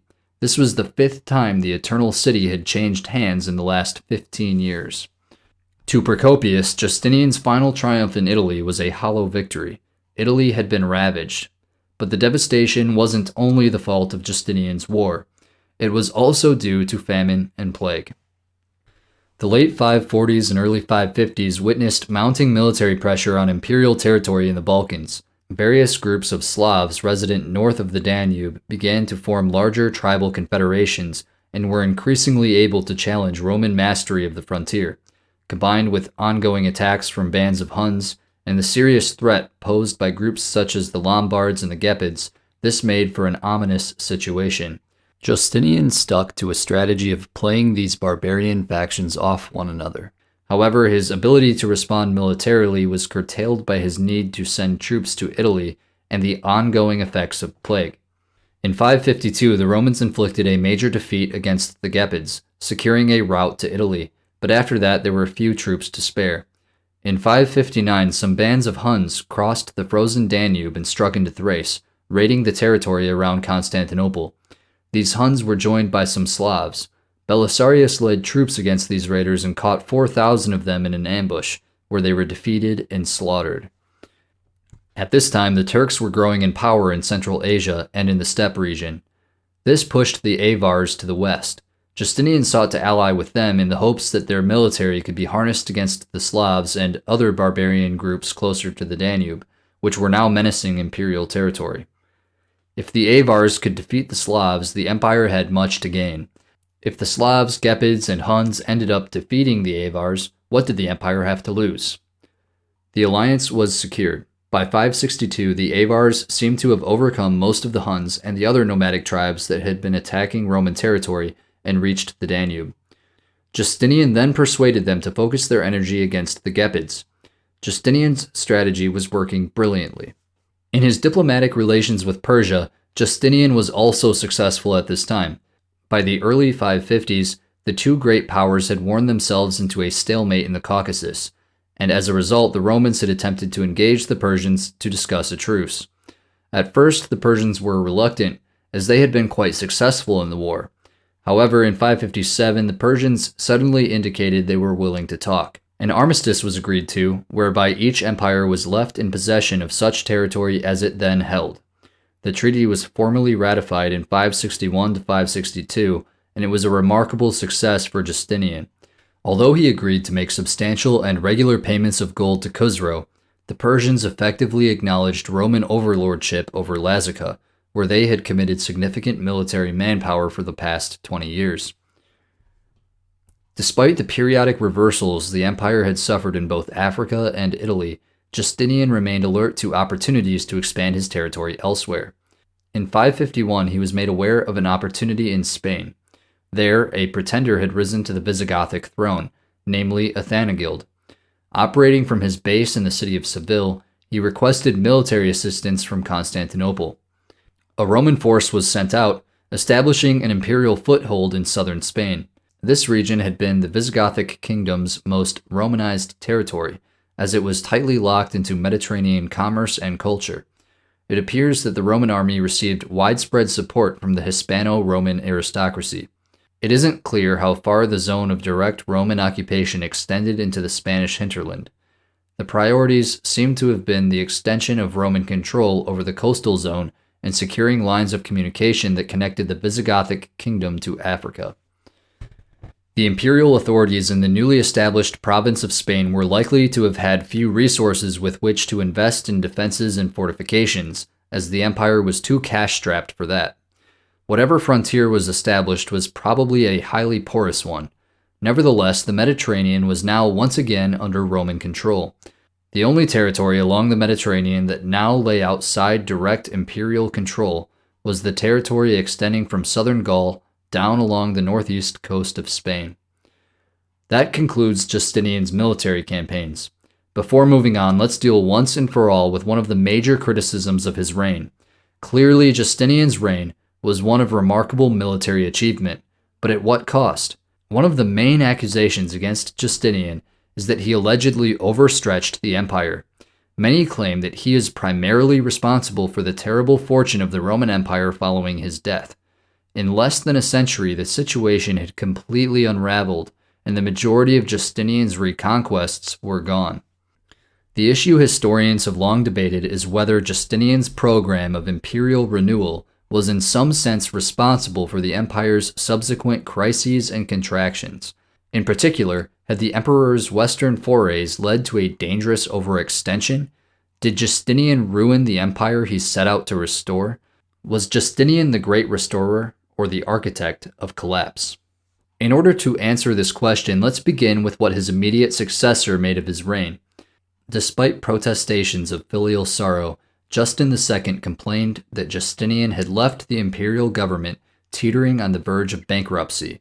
In one of his earliest laws, Justin II declared that upon his succession, he had found the treasury burdened with innumerable debts and heading towards utter destitution. We shouldn't dismiss Justin's claim that the empire was in a precarious financial situation. Indeed, there had been signs of growing financial instability from the 540s onwards. There's no question that economic insecurity contributed to the struggles faced by the Romans in the late 6th and early 7th centuries. But the critical question is the following: can Justinian be blamed for the poor fiscal condition of the empire? Absolutely not. Justinian and his officials had strained every nerve to maximize the tax revenues that accrued to imperial coffers in Constantinople. Initially, they sought to do this by cracking down on corruption, then on increasing tax rates. If the empire was short on funds by the late 6th century, it was almost certainly due to the bubonic plague. As a result of the plague, the number of taxpayers declined precipitously, while the demands of the state remained at least constant. Justinian and Peter Barsames are arguably responsible for the fact that what had followed the initial impact of the plague was a fiscal crisis rather than a complete financial collapse. Justin II, by contrast, would make the situation considerably worse by abandoning many of Justinian's anti-corruption measures and giving tax handouts to his senatorial friends. Nor can Justinian be accused of having overreached in the west and thereby weakening the eastern frontier. The armies sent west with Belisarius in the 530s were not particularly large, and only a small number of troops deployed there had been redeployed from the east. As I've mentioned, the eastern frontier was always Justinian's priority. The Persians were the only other superpower of late antiquity, the only external force that posed an existential danger to the Roman Empire. At no point were the needs of the eastern frontier sacrificed for the sake of western adventure. Procopius complained that Justinian committed too few resources to the west, not too many. The territories that the empire reconquered in North Africa, Sicily, Italy, and southern Spain were enormously wealthy. It was not an unrealistic expectation that these would make a net contribution to imperial coffers in the future. Sarus claims that if the empire was faced with troop shortages in the late 6th century, then the bubonic plague is again likely to have been the main cause. As Peter Sarus says, the great unraveling that the empire would experience from the second half of the 6th century was largely the result of circumstances that were entirely beyond Justinian's control. Now let's turn to Justinian's legislative achievements. Although Justin is often seen as a do-nothing emperor, his legal output was about the same as his predecessors. When Justinian became co-emperor, the rate of output of new laws increased tremendously. Justinian was an extraordinarily active and hard-working emperor. In just 1 month after the death of his uncle, Justinian issued more extant laws than Justin had issued in the entirety of his 8 years in power. Justinian's initial legislative focus was overwhelmingly religious in nature, especially laws concerning the moral conduct of the clergy. Justinian banned heretics and the heterodox from holding public office. In 529, a law was issued which made it illegal not only to perform pagan rites, but even to be a pagan. Those who failed to convert would be exiled, and those caught performing pagan rites could be killed. Pagans were also banned from teaching. This was the most severe anti-pagan legislation that any Christian emperor had ever passed. Justinian was primarily concerned with upper-class pagans, whose presence in elite circles was seen as morally polluting. The emperor's anti-pagan legislation might seem harsh. However, as with all legislation, enforcement depended on the cooperation of local officials, which was frequently unreliable. Wealthy pagans could simply bribe governors and other officials. The imperial government had a particularly difficult time enforcing its religious policy in Egypt, which was largely Monophysite. There, pagans and other dissidents were afforded a high degree of protection, given that a strict enforcement of orthodoxy in that region would have led to widespread unrest. Nevertheless, in those areas where local officials were aligned with imperial policy, life was made increasingly difficult for pagans. In Athens, conditions were harsh enough that the leading pagan philosophers there chose to pack up and leave for Persia, where it was assumed they would be more tolerated. Justinian also cracked down on homosexuals. The emperor decreed that those found guilty of homosexuality and pederasty should have their genitals amputated. All this outpouring of legislative activity coincided with an ambitious program of legal codification and reform. From its humble origins, Roman law had evolved over the centuries. By the 6th century, it was accompanied by a number of legal opinions, amendments, clarifications, and supplements. The laws of former emperors also carried legal authority, and these added to the confusion. Inevitably, Roman law became an ambiguous mess. There was such a proliferation of legal opinions that lawyers and judges could hardly tell what Roman law had to say on any particular subject. A number of attempts had been made by previous emperors to remedy the situation. In particular, Theodosius II issued an official codex, or compilation, of legal texts in 438. However, 90 years had passed, and Theodosius's codex was merely a humble compilation. He had stopped short of imposing anything like order or clarity on the complex, contradictory tangle of laws. Only 6 months after becoming sole emperor, Justinian announced his plan to compile and promulgate a new codex. The emperor intended not only to compile the corpus of Roman law, as previous emperors had done, but also to trim it down, remove superfluous material, and purge all contradictions. This monumental task was assigned to a commission of legal officers led by a man named Tribonian. Today, he is recognized as one of the greatest jurists of all time. Even Justinian's fiercest critics recognized Tribonian's remarkable skill. Once again, we see Justinian's eye for talent on full display. Justinian's legislative work reveals a couple of things about his character. First, his love of order. Second, as we've already had opportunities to point out, his deep religious piety. As Peter Sarris says, indeed, the emperor made it clear from the start that he regarded the imposition of order on the empire's legal system as forming part of his providential mission. As Justinian said, "We have hastened to achieve the most ambitious, most extensive emendation of the law, both to collect and amend all Roman lawmaking and to present in one volume the scattered works of so many authors, a project for which no other has dared either to hope or to wish, and which has appeared to us most difficult, indeed even impossible. But lifting up our hands to heaven and imploring the aid of the Eternal, we have preserved this ambition, trusting in God, who in the greatness of his power can both grant and bring to fruition utterly desperate undertakings." The result of these efforts was threefold: the Codex Justinianus, the Digest, and the Institutes. The Codex Justinianus was first completed in 529, but revised and reissued in 534. The Codex Justinianus is an updated counterpart to the Codex Theodosianus, with contradictions and confusions clarified. The Digest, completed in 533, is an abridged 50-volume work consisting of legal opinions from the most important Roman jurists. The Institutes, also unveiled in 533, is a textbook of Roman law for students. Together, these three works constitute what is known today as the Corpus Juris Civilis, or Body of Civil Law. Of course, Justinian did not cease to legislate after 534. Beyond the corpus, the emperor issued a flurry of new laws, known as novels or novella, on everything from provincial government, taxes, marriage, inheritance, church discipline, and more. There was barely an aspect of Roman society on which Justinian did not legislate. The contents of these laws reveal more clearly than any other source Justinian's character and his personal voice. Justinian was above all a pious Orthodox Christian. Even when legislating on the most mundane matters, like taxation, Justinian couldn't help but insert theological language.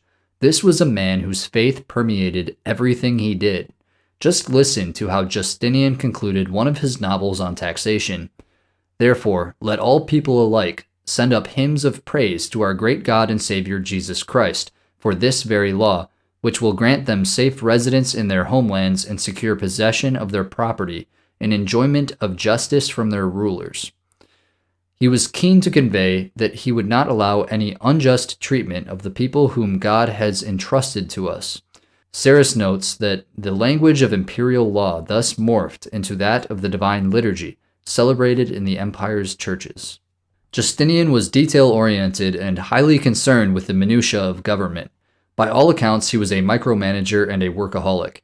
In his own words, "We lose sleep every night pondering what boon, pleasing to God, we might bestow upon our subjects. At all times we are sleepless and fasting and undergoing all hardships to benefit our subjects. Even the smallest matter is worthy of our consideration. We are concerned with all matters, the high, the low, the in-between. The emperor's laws displayed a consistent theme of struggle against wealthy provincial landowners who were known to evade their taxes and oppress the poor. In August of 535, Justinian went to great lengths to strengthen the office of civic defender. These were civic officials charged with defending the interests of poorer provincials against the powerful. He also issued a law banning the purchase of governorships, which had become standard practice by the late 4th century. The imperial couple, who sympathized with the downtrodden, likely as a result of their own humble origins, were highly attentive to the petitions of their subjects. As Peter Sarris says, Justinian had an enormously elevated sense of the dignity of the imperial office and his responsibilities to God and to those over whom he ruled. This court remained potentially accessible to provincial petitioners and litigants, sometimes including those of surprisingly humble background and origin. Justinian's critics and opponents may have been snobs, but there is little evidence that the emperor himself was one. He felt morally obliged to serve the interests of even the lowliest of his subjects. To borrow the words of Scripture, through his laws, Justinian not only put down the mighty from their seat, but also exalted the humble and meek. It's worth taking a step back to appreciate this achievement. The legacy of Justinian's work cannot be overstated. As Peter Sarris says, Justinian's laws would form the basis of the common law of the continent of Europe. This would remain the case until Napoleon replaced the inherited body of civil law with a code of his own in the 19th century. Only in England would the indigenous common law prevail, although even there, Justinian's legislation would exercise a strong influence on legal thinking. A comprehensive examination of Justinian's laws would be too much for the purposes of this video. However, before moving on, I need to address the accusation that Justinian was an intolerant bigot. To this day, this is one of the main criticisms of his reign. Such was Justinian's character, just, but only to his Christian subjects. How did Justinian deal with his non-Orthodox subjects? It's true that he cracked down harder on religious dissidents than any of his predecessors. However, there was no one-size-fits-all policy. Each group was treated differently. I've already mentioned some of his anti-pagan legislation. Among other things, pagans who failed to convert to Christianity could be exiled, and those caught performing sacrifices could be killed. They were also banned from teaching. As we saw, this legislation mostly affected upper-class pagans, and enforcement was not always reliable or consistent. Justinian was generally tolerant of the Jews, but he forbade the building of new synagogues and the restoration of old ones. Regarding the Samaritans, they were forbidden from even having synagogues. Existing ones were to be torn down. This harsher tone can be attributed in large part to their frequent rebellions. Manichaeans faced the death penalty, but this was consistent with existing imperial policy going back to Diocletian. Regarding the Christian heretics, Justinian spent most of his reign trying in vain to bring the Monophysites back into the fold of the Orthodox Church. Prior to 536, his tone was one of peace and reconciliation. After 536, Justinian took a more aggressive approach, exiling Monophysite bishops, declaring their leaders to be heretics, and suppressing their writings. There's no denying that Justinian was intolerant of heresy. Although this might be scandalous to modern ears, I'm going to come right out and say it. Religious liberty is not a Christian virtue. America's founding fathers were among the first to propose the bold idea that men have an inalienable, God-given right to worship as they please. This concept makes perfect sense if you're a liberal, but not if you're a traditional Christian. The problem with the First Amendment is that it contradicts the First Commandment. We are commanded to worship the true God and Him alone. It could be said that God allows us to commit idolatry, to apostatize, or to fall into heresy, insofar as we have the free will to do these things. But these are serious sins. Nobody can claim a right to worship as he pleases, much less a God-given right. Prior to Justinian, Christian emperors had tolerated paganism and heresy to varying degrees. Some were more harsh, others were relatively lenient. But this toleration was always for pragmatic reasons, not as an end in itself. For example, Constantine's Edict of Milan ended the persecution of Christians and declared broad religious toleration. Nevertheless, St. Constantine actively supported the church and discouraged paganism. By no means did he establish anything like religious neutrality or religious equality. These are ideas that come from the godless depths of the so-called Enlightenment. It's also worth mentioning that Christians were perhaps only 10% of the Roman Empire when St. Constantine converted. From a purely practical point of view, instituting the policies of Justinian in 313 would have been impossible. Justinian's intolerance was motivated by his zealous faith. Justinian firmly believed that orthodoxy was the only true religion. Therefore, he saw it as his duty to protect it from all enemies and to propagate it within and outside of his state. In Novella 104, Justinian says, "Let all know how much we care for the true faith of Christ our Lord and true God, and for the salvation of our subjects." Justinian's intolerant policy toward the non-Orthodox was ultimately aimed at the salvation of his subjects' souls. You might argue that the emperor's religious policies were counterproductive, that men are better convinced by persuasion than coercion. Maybe a more tolerant policy would have been more effective. I'm certainly open to that idea, but I'm not convinced that this is true in all circumstances. I think it depends on the historical context and the group in question. In any case, that's a debate for another time. Whether or not you agree with his specific policies, all Christians should be able to agree that his goals were noble. What I don't understand is how any Christian can support religious liberty as an end in itself, as a positive good rather than a pragmatic necessity. For all his zeal, Justinian could be pragmatic too.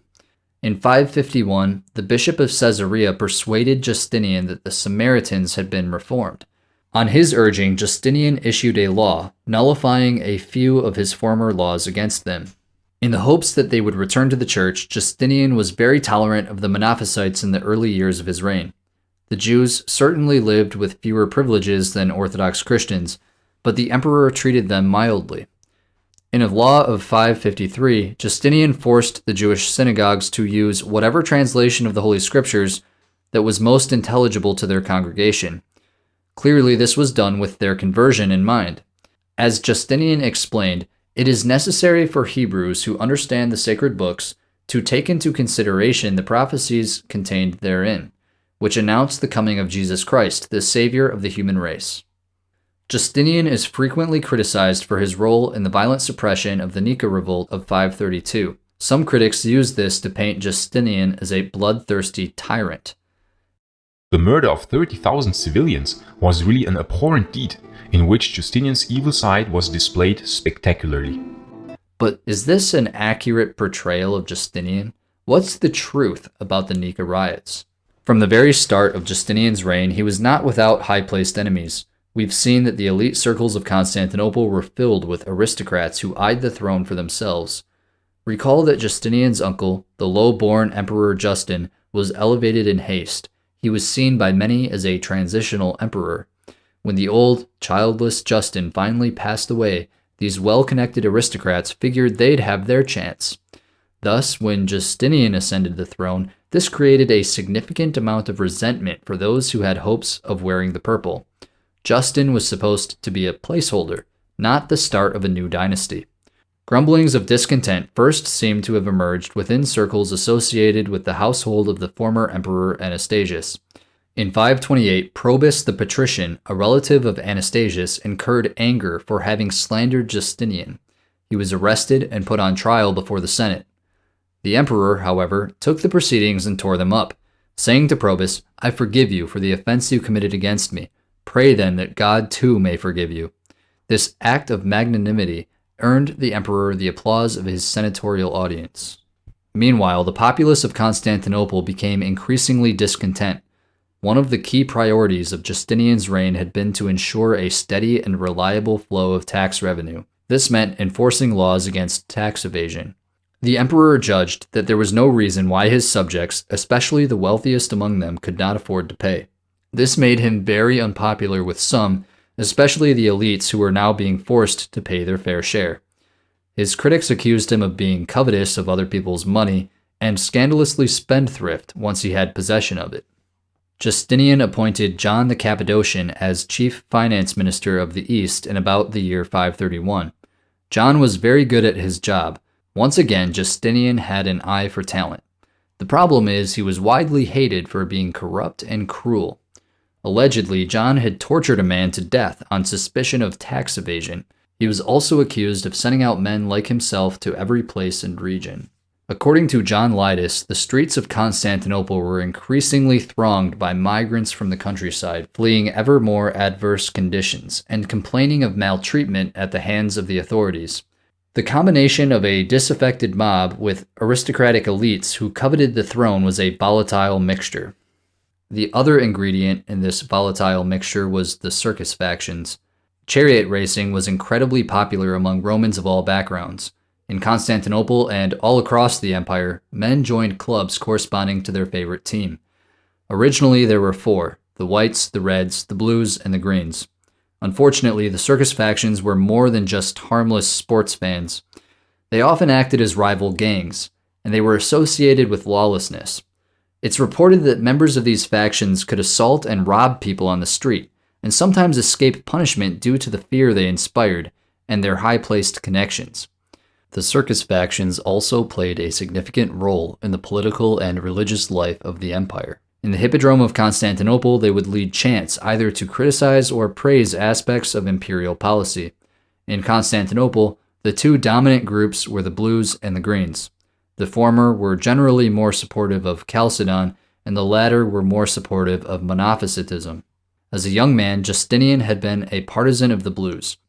As emperor, Justinian began to distance himself from the circus factions. Now he adopted a harsher tone with respect to faction-related violence, both within Constantinople and across the empire.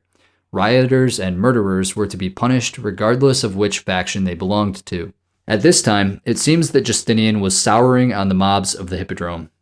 The Codex Justinianus contains the following statement, which may reveal the feelings of Justinian. The worthless voice of the people should not be listened to, nor is it right to give credence to their voices when they demand either that the guilty should be acquitted or that the innocent should be condemned. On January 10, 532, in accordance with Justinian's desire to deal justice to the circus factions, the urban prefect of Constantinople arrested a number of men from both the blue and green factions. 7 of them were sentenced to death for murder. However, as the hangings were being carried out, the scaffold broke and 2 men, 1 green and 1 blue, survived. A second attempt to hang them was also botched, and the bystanders demanded they be given refuge in a nearby church. The urban prefect complied with the mob and sent troops to guard the church while awaiting further instructions. The following Tuesday, January 13th, marked the start of new races in the Hippodrome, and Justinian was meant to preside over them. But when the blues and the greens joined together to call for mercy on the condemned murderers, he ignored their appeals. This infuriated the mob. After the races, they marched to the offices of the urban prefect in the praetorium. Failing to obtain the pardons they desired, they engaged in a wave of rioting and arson. According to John Malalas, they set fire to the praetorium itself. The next morning started the second day of races. Justinian faced the mob in the Hippodrome, but as the customary flag was raised to mark the opening of the games, the faction members burnt down the upper tiers of the Hippodrome and destroyed much of the neighboring colonnade. The fire blazed as far as the nearby baths of Zeuxippus, which were destroyed. By this time, both of the condemned murderers and many of the other faction members whom the authorities had been holding had now been freed by the intervention of the mob, and it wasn't clear why they were still rioting. 3 representatives were sent from the palace to inquire into the rioters' demands. They demanded that Justinian dismiss not only the urban prefect Eudaemon, whose arrest of the faction members had sparked off the crisis in the first place, but also John the Cappadocian and Tribonian. Justinian immediately complied with their demands and had all 3 dismissed. The demand to dismiss these 3 officials is our first indication that the Nika Riots were not the result of an organic grassroots protest. It's pretty clear that this unrest was being harnessed and directed by high-placed enemies of the regime. It makes perfect sense that the circus factions would demand the dismissal of John the Cappadocian and Eudaemon. These 2 were widely unpopular. But why would the mob want Tribonian dismissed? It's hard to understand why the rabble would have harbored such hatred for the emperor's chief legal officer. I doubt they would even know who he was. The only explanation is that conservative elements of the Senate and the bureaucratic elite were directing the riots.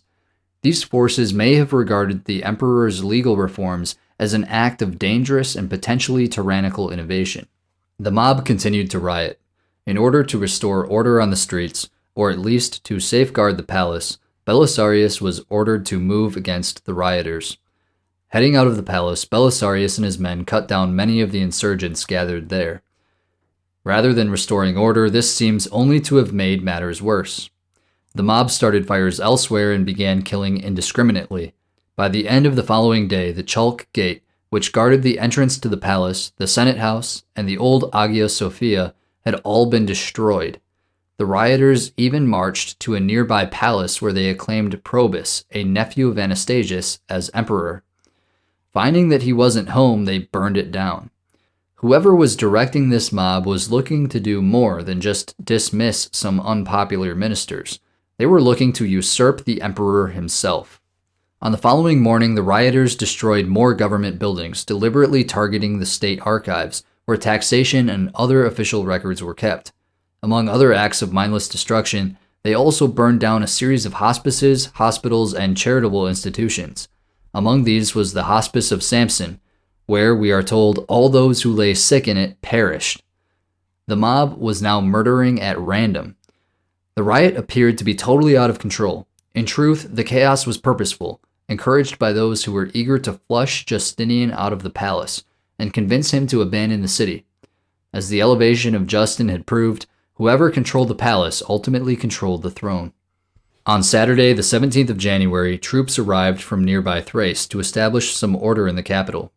Fighting ensued between these imperial troops and the rioters. Once again, they were unable to restore order. On the morning of Sunday the 18th, Justinian made one final attempt to persuade the rioters to stand down. The emperor presented himself to the mob from the imperial box. With a gospel book in his hands, Justinian swore an oath to them, saying, "By this power I forgive you this error, and I order that none of you be arrested, but be peaceful, for there is nothing on your head but rather on mine. For my sins have made me deny to you what you asked of me in the hippodrome." In response, many of the people chanted, "Augustus Justinian, may you be victorious," but others simply mocked and ridiculed him. Unfortunately, the emperor's public display of penance failed to quell what was now a full-blown uprising. Meanwhile, many senators and other high-ranking officials were taking refuge with the emperor in the palace. By no means were all of them committed to Justinian's survival. Some of them were almost certainly directing the riots, hoping that Justinian would flee the city. At this point, Justinian instructed many of them to leave the palace. Among them were Pompey and Hypatius, both nephews of Anastasius. These two feared that the mob would try to proclaim them and warned Justinian of that possibility. He must have known this was a possibility, but he sent them out anyway. Perhaps he was fearing a coup from within the palace. Just as predicted, the mob declared Hypatius emperor. Despite the public protestations of both Hypatius and his wife, he was led to the Forum of Constantine. According to Procopius, since they had neither diadem nor anything else with which it is customary for an emperor to be clothed, the mob placed a gold necklace on his head and proclaimed him emperor of the Romans. A group of senators who had left the palace, or never joined the emperor, met with Hypatius and joined the coup. Hypatius and his mob went to the hippodrome, and he was raised into the imperial box. From there he received the acclamation of the people. Only the heavy bronze doors of the palace separated Hypatius in the Kathisma from Justinian within the palace. Outside the palace, members of the Green faction were beginning to arrive, carrying arms and wearing breastplates, determined to open up the palace and lead Hypatius into it. In response, Justinian ordered that the corridor connecting the palace to the Kathisma be barricaded. How can we account for Hypatius's apparent willingness to play along with the plotters? On the one hand, he feigned loyalty to Justinian, but on the other hand, he accepted the acclamation of the mob. Was Hypatius a cold-hearted usurper, or was he simply a victim of circumstance? There's ample evidence that he coveted the throne, that he cynically kept one foot in both camps, waiting to see which way the winds would blow before making a decision. According to this theory, he pretended to be loyal at first, but when the opportunity presented itself, he made his move. Another theory has it that Hypatius fell prey to confusion and misinformation. According to one detailed account of the day's events, Hypatius was initially something of a double agent for Justinian. He merely pretended to accept the imperial title so as to lure the mob into the hippodrome. We know from other sources that Justinian did consider taking flight. This may have unleashed a series of rumors that became a source of miscommunication. At some point, Hypatius may have been informed that Justinian had abandoned the palace and fled the city. According to this version of events, it was only then that he came down on the side of the revolt. In any case, however he arrived at it, Hypatius was now an open usurper, and Justinian was barricaded in the palace. In these crucial moments, a single mistake would have led to the abrupt end of his reign and his life. Justinian nearly fled the palace, but according to Procopius, his nerves were steeled by Theodora. Personally, I have serious doubts about the finer details of her speech, as recorded for us by Procopius, but I have no reason to doubt that the emperor would have consulted her or that he would have accepted her advice. In any case, Justinian prepared for his final stand. By this point, many had abandoned Justinian, or at best were simply waiting to see where the winds would blow. All hopes centered on the loyal generals Belisarius and Mundo. A three-pronged assault was planned. First, Narses slipped out of the palace, and with the aid of his men, began to distribute money among members of the Blue faction in order to buy up their support. Soon, these erstwhile rioters broke away and began to chant, "Augustus Justinian, may you be victorious. Lord preserve Justinian and Theodora." This turn of events provoked a furious reaction from the Greens, who rushed on them and stoned them. Amidst this chaos, Narses and Mundo gathered troops and took positions at the gate south of the hippodrome. Belisarius and members of his entourage attempted to break through the Kathisma, but their path was blocked, so he led his men out through the remnants of the chalk gate of the palace, and across to a colonnade to the right of the imperial box. There he found that soldiers loyal to Hypatius were guarding the narrow doorway that led up to it. Rather than try to fight his way through the tight space and risk being trapped, Belisarius ordered his men to charge directly into the crowd, where the faction members were already busy fighting each other. Mundo, Narses, and their men joined the fray as well. By the end of the day, an estimated 30,000 people were dead, although many likely died as a result of trampling rather than at the hands of imperial soldiers. On the next day, Monday, January 19th, Hypatius and Pompey were executed and their bodies thrown into the sea. Their property was confiscated, along with all the senators who supported them. The Nika Riots were not the first, and they would not be the last, outbreaks of mass violence in the streets of Constantinople. However, in terms of scale, duration, and destructiveness, it was unprecedented. Justinian is often condemned for his role in the suppression of the Nika Riots, but I think this is unfair. This was not the senseless massacre of peaceful protesters. The Nika Revolt constituted nothing less than an attempted coup, orchestrated by Justinian's political enemies with the assistance of lawless elements within the circus factions. Of course, it's tragic and regrettable that so many thousands of people were killed on the floor of the hippodrome. But we have to remember that this mob had already burnt down the entire city, murdered countless civilians, and were in open rebellion. Earlier efforts to bring order to the situation had been attempted, but all had failed. Finally, the emperor was forced to resort to extreme measures. The only other thing he could have done differently would have been to abdicate the throne. It could be argued that this would have saved more lives, but we will never know. In any case, Justinian was not a bloodthirsty tyrant as some make him out to be. Following the Nika Revolt, Constantinople was a smoldering ruin. Justinian embarked on an ambitious program of urban renewal in the capital, making it greater than it had ever been. The act of restoring and rebuilding the city would be presented in terms of the emperor emulating God himself, his recreation of Constantinople echoing the Lord's primordial act of cosmic creation.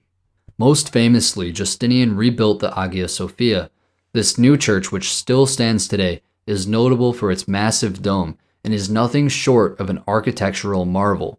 Justinian's Hagia Sophia was the largest church in all of Christendom for nearly 1,000 years. Saint Romanos the Melodist, who was active during this period, wrote hymns of praise for the emperor's new church. This miraculous temple shall become known above all others as the most sacred dwelling space of God, the one which manifestly exhibits a quality worthy of God, since it surpasses the whole of mankind's knowledge of building, both in its material form and through its liturgy. It is seen to be, yes, and proclaims, a kind of heaven on earth, which God has chosen for his own habitation. Also in Constantinople, Justinian constructed a great water cistern known as the Basilica Cistern, 32 churches, 6 hospices, palaces, public buildings, and new harbors. Since the destruction from the Nika Riots was so widespread, Justinian's construction work included several secular projects. However, the religious buildings were Justinian's main focus. As Peter Sarris says, Constantinople became the Christian city par excellence, less New Rome and more New Jerusalem. In the rebuilt square of the Augusteion, which was adjacent to the Hagia Sophia, Justinian erected a massive column on which he placed a bronze statue of himself on horseback. The column alone is estimated to have been 70 meters tall, making it the tallest freestanding column in the pre-modern world, crowned by arguably the largest metal equestrian statue created anywhere in the world before 1699. Justinian's monumental building projects were not restricted only to Constantinople. Before moving on, I'll mention just a few. In the place of his birth, Justinian founded a city called Justiniana Prima. Justiniana Prima is now only an archaeological site, but it has a lot to reveal to us about who Justinian was. According to Peter Sarris, the most striking feature to emerge from decades of archaeological research at Justiniana Prima is the city's overwhelmingly religious character. The suburbs were home to many of the city's civilian inhabitants and housed monasteries, hospices, and hospitals, testament to the emperor's charitable instincts. Entering through the great monumental gateway in Justinian's day, one would have been struck by the remarkable water features that his engineers had provided for the amenity and wonder of its population. At the same time, walking along the main processional avenue, or embolos, one would have had the chance to enter and marvel at a series of churches built in a row, each constructed in a different architectural style, perhaps to represent the building techniques and decorative schemes of churches from different regions of the empire. Moving on through the gateway that connected the lower city to the upper city, one would have passed an additional church. Finally, one would have made one's way up to the heart of Justiniana Prima, the Acropolis. This was effectively a city within a city, entirely ecclesiastical in character, comprising a magnificent triple-apsed cathedral, a baptistry, and associated buildings where the archbishop of the city resided, leading prayers on behalf of the emperor and his empire. As the location of this remarkable church quarter makes clear, this was a city placed under divine protection and entirely subject to priestly jurisdiction and control. In essence, Justiniana Prima appears to have been conceived of not just as a monumental celebration of the emperor and his achievements, but as a pilgrimage site to which pious Christians were expected to flock in prayer, healing, and contemplation, as they would have done to the shrines of saints and martyrs across the empire. Justinian is also famous for building St. Catherine's Monastery on Mount Sinai, which remains to this day as the world's oldest continuously inhabited monastery. On a personal note, my maternal great-grandparents were from a Christian city in Syria called Sidnaya. Sidnaya is home to an ancient convent built by the Emperor Justinian, known as Our Lady of Sidnaya. According to tradition, Justinian had 2 visions of Mary, one that indicated where to build the church and the other outlining its design. More could be said about Justinian's building work, but that will suffice for the purposes of this video. Finally, let's examine Justinian's religious policy. Although the Acacian Schism was healed during Justin's reign, we've already seen how Justinian's behind-the-scenes efforts proved crucial. This accomplishment reveals 2 important things about Justinian. First, Justinian considered protection and preservation of the Orthodox faith as being among his most important duties. His general motto can be summarized as one state, one law, and one church. Justinian recognized that the peace of the empire depended on the peace of the church. In this sense, he was not particularly different from other great Orthodox emperors. Constantine the Great, for example, was likely motivated to call the Council of Nicaea for the same reasons. The second point is more interesting. While Constantine was a pious emperor, there's little evidence that he took an active interest in theology. Of course, I don't mean that as a criticism. After all, not everyone has to be an academic theologian. There's absolutely nothing wrong with being a simple and sincere believer. But Justinian was different. In addition to being an emperor, Justinian was also a theologian par excellence. Recall that between 518 and 520, Justinian wrote 10 letters to Pope Hormisdas. Most of these dealt with the unity of the Church, but others included detailed elaborations on Christology and Trinitarian theology. But these were only the start. Over the course of his long reign, Justinian would write at least 10 theological treatises, 15 letters, and numerous decrees regarding the Church. The theology that emerges from Justinian's work is thoroughly orthodox, in keeping with the teachings handed down from Holy Scripture, sacred tradition, and the first 4 ecumenical councils. For sake of brevity, I can't go into detail on every one of Justinian's theological writings, but I will mention 3 of them here in passing. In 543, he wrote a treatise against Origen, which was addressed to Patriarch Minas of Constantinople. In this work, Justinian used sacred scripture and the Fathers as his guide to destroy Origen with facts and logic. The emperor correctly regarded Origen as the source of many heresies. This writing is concluded with 15 anathemas similar to those that would appear against Origen in the 5th Ecumenical Council. Origenists are still coping and seething about Justinian to this day. In one article, David Bentley Hart writes, "As for where the anathemas came from, the evidence suggests that they were prepared beforehand by the vicious and insidiously stupid Emperor Justinian, who liked to play theologian, who saw the Church as a pillar of imperial unity, and who took implacable umbrage at dissident theologies." Hart and other modern critics suggest that Justinian had undue influence over the outcome of the council, but as Father Asterios Gerostergios rightly points out, the views of Justinian were confirmed by the synod because they were consistent with the faith of the Church.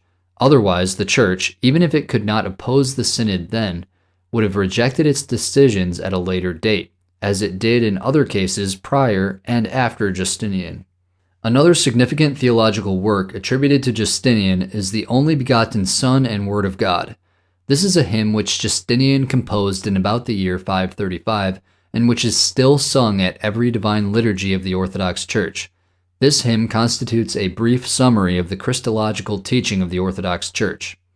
The next work is one of political theology.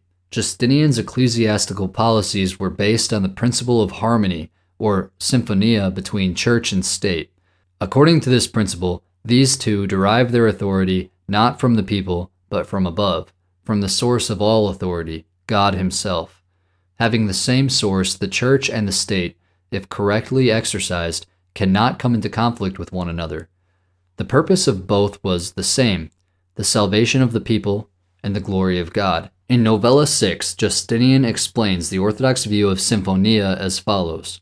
There are 2 greatest gifts which God in his love for man had granted from on high, the priesthood and the imperial dignity.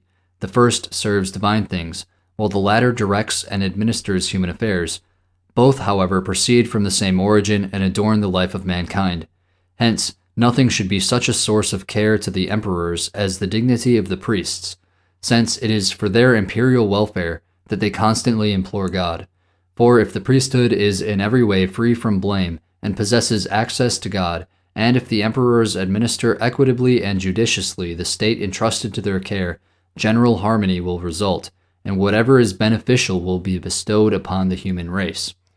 If you want to learn more about Justinian's theological writings, I highly recommend you read Justinian the Great, the Emperor and Saint by Father Asterios.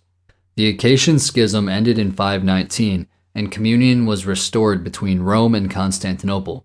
Sadly, however, this didn't establish peace among all Christians. In rejecting the Henoticon and returning to communion with the staunchly Chalcedonian Church of Rome, Constantinople further alienated the non-Chalcedonians. Of the 5 patriarchates, Antioch and especially Alexandria were centers of Monophysite resistance. Although all Monophysites rejected Chalcedon, they were divided among themselves into opposing factions, some being more moderate and open to reunion, while others were more stubborn and extreme. As emperor, Justinian made it his mission to bring those persuadable Monophysites back into the fold of the Orthodox Church.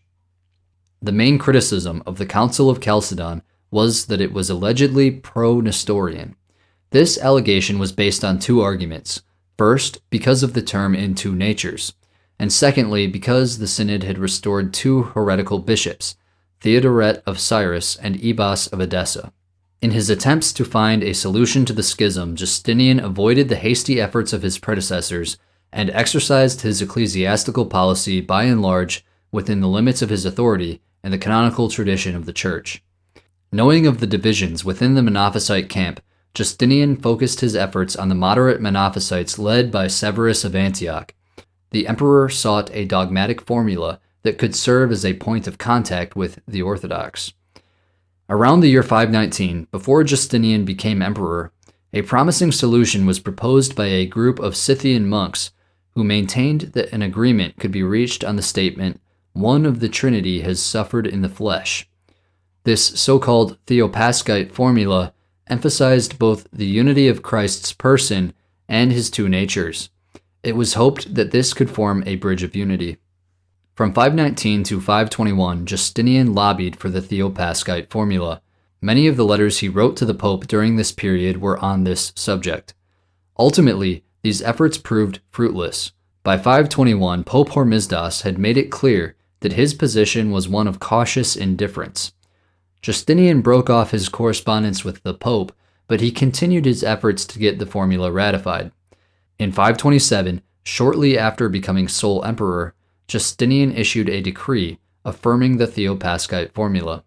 In order to render dialogue with the Monophysites easier, Justinian recalled the exiled Monophysite bishops and monks in 531 and allowed them to live in the palace of Hormisdas in Constantinople.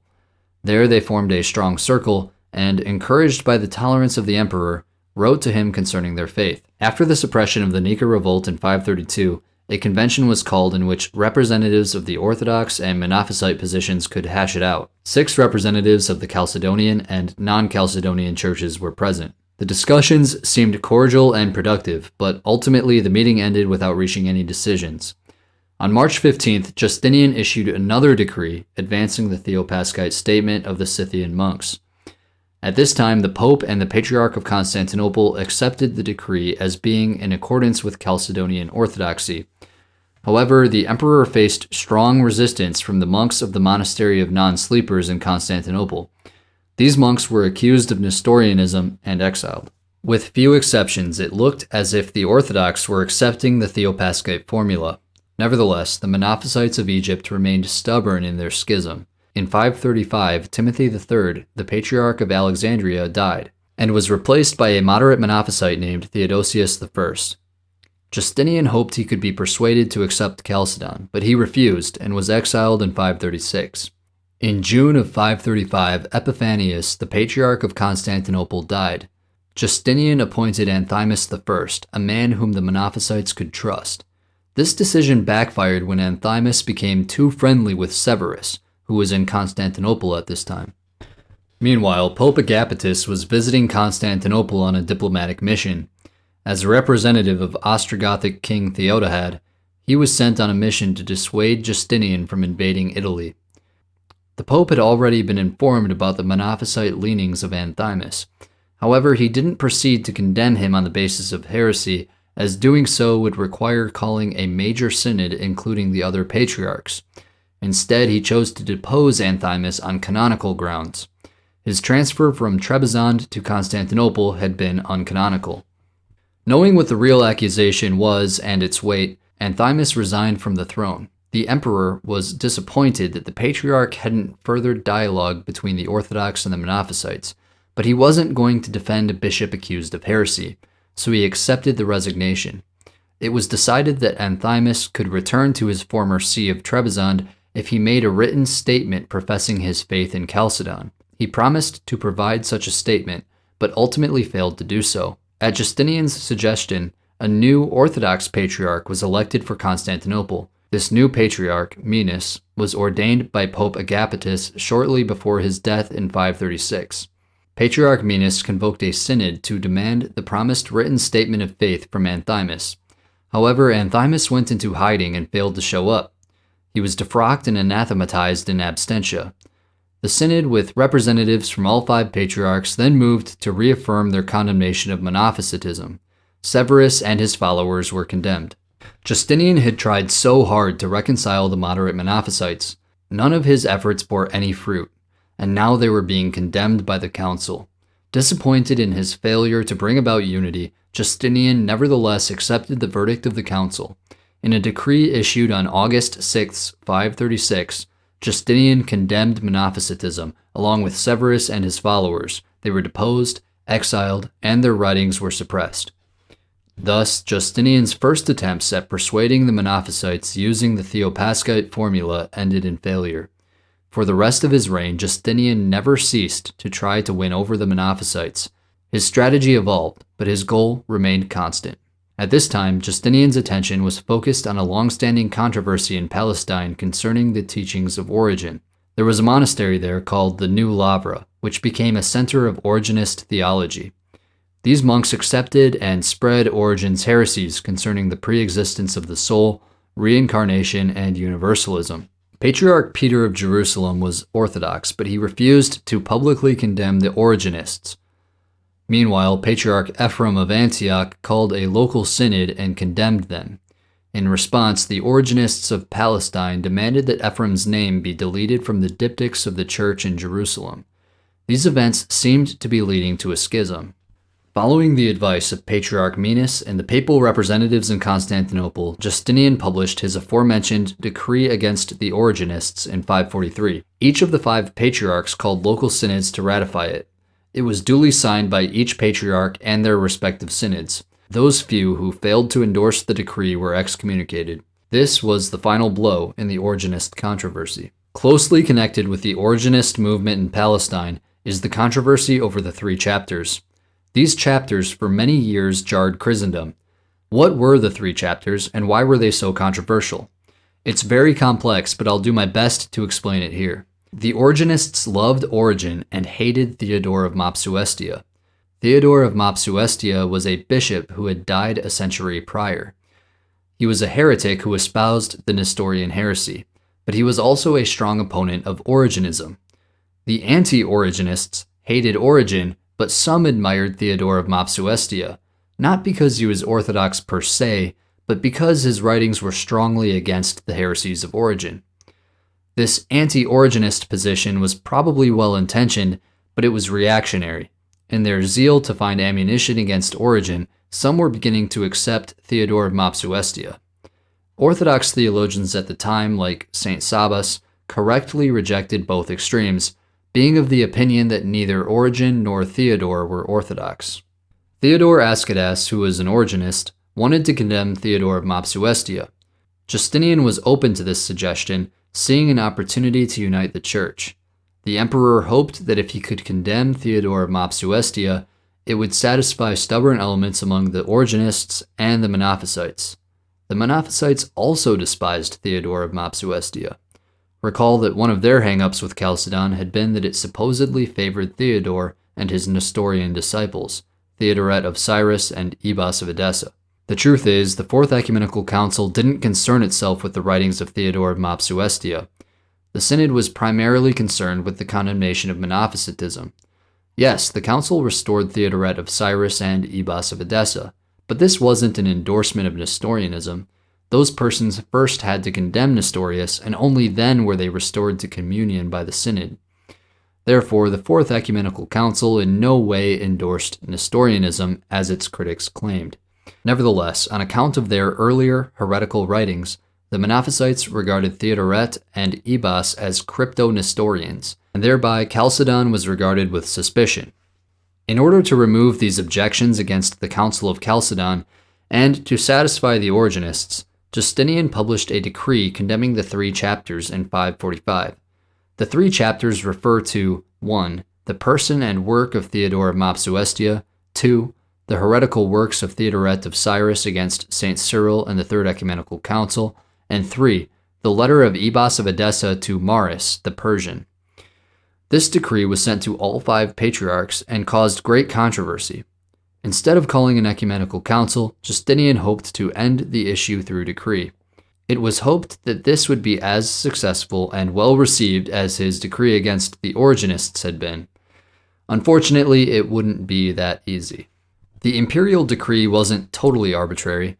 As with his other decrees, Justinian consulted with his theologians and bishops, in this case with Patriarch Minas. Minas was prepared to approve the decree, but the papal delegation in Constantinople refused it, and the patriarchs of Alexandria, Antioch, and Jerusalem showed hesitation. This hesitation on the part of the other bishops led Minas to withdraw his endorsement. At first, the Eastern patriarchs hesitated to accept the decree because they feared the condemnation of Theodore and his followers would degrade the authority of the Council of Chalcedon. Through Justinian's intervention, the 4 Eastern patriarchs were eventually persuaded that the decree in no way diminished the authority of the Fourth Ecumenical Council. In time, all of them accepted the decree. By contrast, the position in the West was extremely negative from the start. First, the papal representative in Constantinople refused the decree. He even broke communion with Patriarch Minas. The same action was taken by Western bishops present in Constantinople. Perhaps the greatest opposition came from the African Church. According to Ferrandus, an archdeacon from Carthage, the responsibility for the composition and declaration of the truth, as well as the rejection of error, was the sole responsibility of the body of bishops, whose opinion could only be expressed at synods. One bishop from North Africa rejected the decree not on grounds of theology, but rather because he considered it improper to condemn those who were already dead. When Justinian issued his decree, the political and ecclesiastical situation in Rome was in upheaval. The Gothic armies under Totila had Rome under siege. As mentioned earlier, Pope Silverius was exiled on suspicion of coordinating with the enemy, and Vigilius was installed as pope. Amidst the siege of Rome, Vigilius, fearing the loss of his throne and his life, fled Rome for Sicily. The imperial decree arrived in Rome when Vigilius was in Sicily, so he did not reply right away. Justinian invited the pope to stay in Constantinople, and he freely made the journey of his own accord.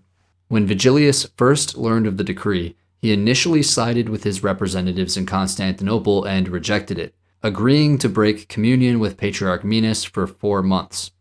In response, Minas reciprocated the severing of communion. Vigilius requested that Justinian retract the decree, but he was extremely indecisive and weak-willed. As we'll see, this was a recurring theme of his pontificate. At some point, the Pope changed his mind. What exactly transpired is unknown. Possibly he was enlightened by the emperor and his theologians. Eventually, Vigilius accepted the decree. It was agreed that the opposing bishops should be gathered in a council under the presidency of Vigilius to discuss the issue, and to decide which stand Vigilius should take on the matter. This synod convened in Constantinople. However, the Pope disbanded the meeting after 3 days because they couldn't come to an agreement. Among the dissenters was Facundus, a bishop from North Africa. He refused to accept the decree because he saw it as diminishing Chalcedon. Vigilius then tried a different approach. He asked all the bishops to submit their opinions in writing. What he found is that most of the bishops accepted the decree. Even though some Western bishops still opposed the decree, Vigilius published his Judicatum on April 12, 548. By this statement, the Pope condemned the 3 chapters and argued that the Fourth Ecumenical Council was not thereby diminished. With this, Justinian assumed that the condemnation of the 3 chapters had been a success, and that the remaining dissenters in the West would follow the Pope's example. Likewise, Vigilius believed that, with his Judicatum, his authority would be strengthened. Both assumptions were dead wrong. The Judicatum created an upheaval against the Pope and against the Emperor in the West. In North Africa, a synod held under Facundus decided to break communion with Pope Vigilius. Meanwhile, the bishops of Illyricum condemned the Archbishop of Justiniana Prima, who also accepted the condemnation of the 3 chapters. In Gaul, the bishops became anxious and requested explanations from the Pope. To avoid further schism, a new solution had to be found. In 550, a meeting was held in Constantinople with the emperor presiding. Participating in this meeting were Vigilius, along with various other Eastern and Western bishops, as well as state officials. It was decided to officially annul Pope Vigilius's Judicatum, which had caused so much turmoil in the West. It was also decided that an ecumenical council should be convened. The emperor and the pope promised to remain neutral until the convening of the council, but neither of them would keep their promise. Justinian secretly obtained from Vigilius an oath that he would support his policy against the three chapters. Behind the scenes, however, Vigilius was working to regain his authority in the West. Siding with the emperor would make him deeply unpopular, so Vigilius surrounded himself with his former enemies and prepared to openly oppose Justinian. In the meantime, Justinian sought to strengthen his position by organizing small groups of Western bishops on his side. To weaken the argument that Theodore of Mopsuestia couldn't be condemned because he was dead, he called a local synod in Mopsuestia, where it was discovered that Theodore's name had been stricken for 80 years. To blunt the arguments of the opposition, and especially Facundus, Justinian composed a theological treatise against the three chapters. In composing this work, he drew heavily from St. Augustine, as well as the Acts of Synods from North Africa. At first, the treatise was circulated in secret, but eventually it was published in the form of a second imperial decree. He ordered copies of it be affixed to the doors of the churches. Father Asterios regards this as Justinian's worst mistake with regard to church policy. The emperor was rightly convinced about the heretical nature of the three chapters, but he was too eager. The problem is, this second decree exposed Justinian to his adversaries and to the pope as one not able to keep his word. This deeply infuriated Vigilius. He knew the Western bishops wouldn't be persuaded. In response, he took an even stronger position with the opposition and condemned the decree as being against the gospel. Then he threatened to excommunicate all those who accepted it. In the meantime, Vigilius left his residence in the Placidia Palace and moved to the Basilica of St. Peter in the Palace of Hormisdas, probably in order to underline his Petrine succession. This performative act of Vigilius was a direct insult to the emperor. Hence, Justinian ordered the pope to return to the Placidia Palace, but he refused. Then the authorities were dispatched to force him out of the basilica. When the troops arrived at the church to remove him, Vigilius clung to the altar and dragged it with him. The guard lost their nerve and departed without the pope. Next, Justinian sent a delegation of officers under Belisarius. They asked Vigilius to go back to his former residence. After some negotiations, Vigilius finally agreed to return to the Placidia Palace in August of 551. However, this was far from the end of the feud between the emperor and the pope. In September of 551, Justinian publicly honored Patriarch Minus and Patriarch Apollinarius at the inauguration of the Church of St. Irene. This was insulting, as both of these bishops were enemies of Vigilius and supporters of Justinian's policy. Vigilius responded with another provocation. On Christmas Eve in 551, he left his residence and went to the Church of St. Euphemia in Chalcedon. By this, he sought to signal that he was the true keeper and defender of the Fourth Ecumenical Council. Justinian tried to get the pope to return, but Vigilius would only do so if the emperor agreed to nullify his decree against the three chapters. Around this time, Vigilius excommunicated Patriarch Minus and several others who had supported the emperor's decree against the three chapters. Thus, another schism opened up between Rome and Constantinople. Vigilius also wrote an encyclical whereby he denounced the imperial court for the violence against his person, and he emphasized his faith in the Council of Chalcedon. At the end of the encyclical, he proposed that the emperor send 2 officials to meet with a papal delegation in order to heal the new schism. Justinian displayed great understanding. He accepted the pope's call for a meeting. The result of this meeting was the writing of a confession of faith to be sent to Vigilius. The pope agreed to forgive those he had excommunicated. In return, Justinian agreed to withdraw his second decree against the three chapters. This pleased Vigilius, and the brief schism ended. To demonstrate interest in a final solution to the controversy over the three chapters, he initiated discussions to convoke the Ecumenical Council, which had been planned 2 years earlier. Justinian is often criticized for being a Caesaro-papist, but in the struggle between the throne and the papacy, Vigilius emerged victorious. If Justinian was truly a Caesaro-papist, he could have simply exiled and replaced the pope, but he didn't. On the one hand, such a move wouldn't have done anything to unify the church. The emperor preferred reconciliation to personal victory. The aforementioned series of events proved to Justinian that he couldn't simply condemn the three chapters by decree, even with the signatures of all 5 patriarchs. The publishing of the papal Judicatum not only did not contribute to the acceptance of Justinian's decree, but even proved a source of scandal and division within the Western Church. Justinian was correct in his conviction that the 3 chapters contained heresies worthy of condemnation, but as much as he desired to draw the moderate Monophysites back into the Church, he wasn't willing to do this at the expense of dividing the Orthodox. The matter had to be finally settled in an ecumenical council. Justinian invited the bishops of the East who mostly agreed with his policy, as well as bishops from Africa and Illyricum who mostly disagreed. Unfortunately, many of the opposition bishops refused to come to Constantinople for the council. Foreseeing that the Western bishops could be outnumbered, Pope Vigilius backed off too. He proposed that both sides have their own respective synods.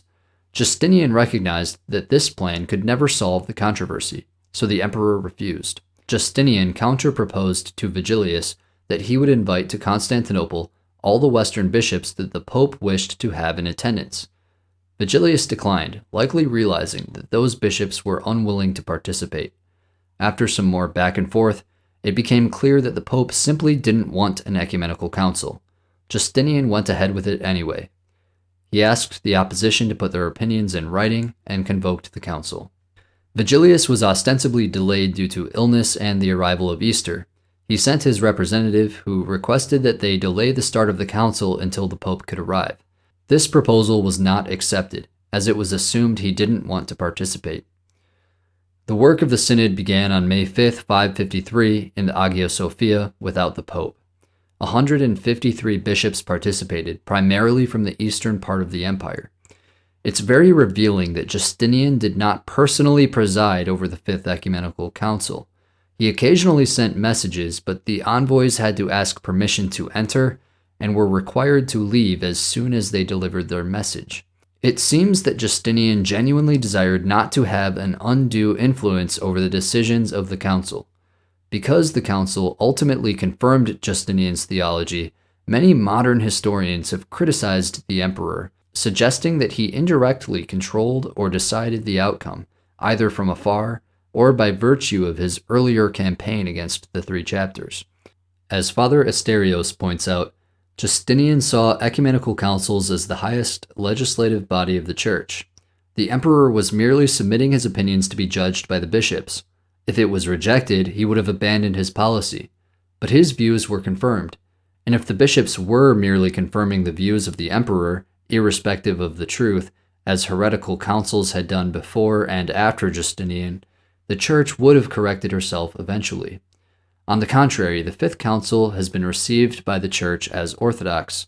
Therefore, we know that Justinian's condemnation of the 3 chapters was orthodox. The Council of Constantinople began with the reading of Justinian's address, the Basilikos Typos. As a side note, the emperor's address to the council was based on earlier precedent. The emperor, either in person or through representatives, always used to deliver an introductory address before synods convoked by them. Although Justinian urged the synod to convene without the Pope, the fathers of the council sent a delegation of 20 to Vigilius, urging him to leave his fears behind and attend. At the second session held on May 8th, the delegation reported that the Pope refused to participate. He gave as his reasons that the number of Western bishops was too small, and that the promise to invite more Western bishops was not fulfilled. Regarding the first point, the delegation declared that he should not arbitrarily divide the bishops into Eastern and Western. The Church is one and undivided. Furthermore, they argued that there being a majority of Eastern bishops was not a sufficient reason not to attend. For one, Constantinople already had enough Western bishops. Also, in the previous ecumenical councils, the Western Church had been represented by only a small number of bishops. Regarding the second point, the delegation said that the emperor, as far as they knew, made no such promise. Neither did the bishops promise to wait for the arrival of more Western bishops. At the third session, which was held the following day, the synod composed a confession of faith. They announced their adherence to the decisions of the 4 ecumenical councils and the teachings of the fathers of the Church. We can suppose that this was done partly to ease the fears of Vigilius, who was concerned that the condemnation of the 3 chapters would bring the legitimacy of Chalcedon into question. At the fourth session, the synod moved to its main task of examining the 3 chapters. In the fifth session, they read the works of Theodore of Mopsuestia and examined his theology. The sixth session was focused on Ibas of Edessa, especially his letter to the Persian Maris. The synod agreed that it was full of heresies. As the council was nearing the end of its work, Vigilius could see where it was going. Trying to save face and avoid a schism between East and West, the Pope tried to present his decision on the 3 chapters to Justinian. The emperor refused to hear it. He informed the Pope that if his position was the same as before, then the papal document lacked importance, because his position was known. But if Vigilius was now in favor of the 3 chapters, then he was contradicting himself and opposing the true faith. Vigilius responded by publishing his first Constitutum. This document was presented as the Pope's final word on the 3 chapters controversy, a clear attempt to impose his own solution on the Fifth Ecumenical Council. In the first Constitutum, Vigilius adopted a compromise position. He condemned the writings of Theodore of Mopsuestia, but refused to condemn his person. Likewise, Vigilius prohibited the condemnation of Theodoret of Cyrus and Ibas of Edessa. In the 7th session, Justinian's messenger appeared before the fathers of the council. He addressed the assembled bishops regarding the events of the previous day and gave them some documents for reading. These documents consisted of various letters from the Pope, demonstrating his lack of consistency in moral character. Justinian, through his messenger, suggested that Vigilius was a heretic and urged the council to condemn him. The council fathers promptly condemned Vigilius, dropping his name from the diptychs of the church. Nevertheless, they decided to remain in communion with the Church of Rome. Vigilius had tried to place himself not only over all the bishops of the church, but also above the Fifth Ecumenical Council. The publishing of the Constitutum, however, did not result in the council accepting the Pope's view. Instead, the immediate reaction of the council was to condemn Vigilius and remove him from the diptychs. In short, the Pope tried to override the council, and the council won. At the 8th and final session, held on June 2nd, the synod made its dogmatic decisions. Of the 14 anathemas, the first 10 concerned the condemnation of the 3 chapters. The 11th anathematized several heretics, including Origen. The 12th condemns the person and works of Theodore of Mopsuestia. The last 2 condemn the works of Theodoret of Cyrus against Cyril of Alexandria and against the Third Ecumenical Synod, and the letter of Ibas of Edessa. The 14 anathemas of the synod very closely resemble Justinian's 13 anathemas from his second decree against the 3 chapters. It's clear that they were based on Justinian's decree, but they were not identical. For the reasons mentioned earlier, I maintain that the council acted freely. Vigilius was stuck in a bind. In accordance with the decisions of the Fifth Ecumenical Council, he should have been dethroned. Meanwhile, as the council was wrapping up its business, Narses retook Rome from the Goths. Vigilius calculated that these new political circumstances would persuade the Western dissenters to comply with the decisions of the council. To save his throne and his dignity, Pope Vigilius repented for his opposition to the Fifth Council. The Pope wrote a long letter to Patriarch Eutychius in which he reversed course and accepted all the decisions of the Fifth Ecumenical Council. On February 22, 554, the Pope published his second Constitutum. This document is in clear contradiction to the first Constitutum. The letter to Eutychius and the second Constitutum have great importance, as through them the Pope formally abolished an earlier dogmatic decision. After this, the Pope finally returned to Rome. In order to save face with the Western bishops and to help re-establish his authority in the West, Justinian agreed to send him off with a modified version of the Acts of the Fifth Synod, removing those parts that condemned him personally. Pope Vigilius never made it back to Rome. He died in Sicily on June 7, 555. We don't know for sure what the emperor did in the immediate aftermath of the Fifth Council. Some accused Justinian of using force against those who opposed the decisions of the synod. If we remove the single testimony of Victor, who was one of Justinian's greatest adversaries regarding the 3 chapters, the few remaining accounts show that he acted with tolerance. Even from Victor's account, it's clear that Justinian sent the acts of the synod to the ecclesiastical heads of the provinces with instructions to call local synods to ratify the Fifth Council. It's significant that Justinian didn't follow his earlier practice of issuing an imperial decree for the acceptance of the synod's decisions. As evidence of Justinian's magnanimity, he actually favored Pelagius for the papal throne after the death of Vigilius. Pelagius had been Vigilius's right-hand man, and he had previously been a strong opponent of the Fifth Council. However, once the office was vacant, Justinian offered him the papacy if he would accept the decisions of the council. He did so with unusual enthusiasm. There was some resistance to the Fifth Council in the West, but after the death of Justinian, it was eventually accepted by the whole church. Justinian's views were thoroughly vindicated by the Fifth Ecumenical Council. More importantly, he had placed the theology of Chalcedon above reproach by ensuring the condemnation of the 3 chapters. Despite all this, it failed to win over the Monophysites.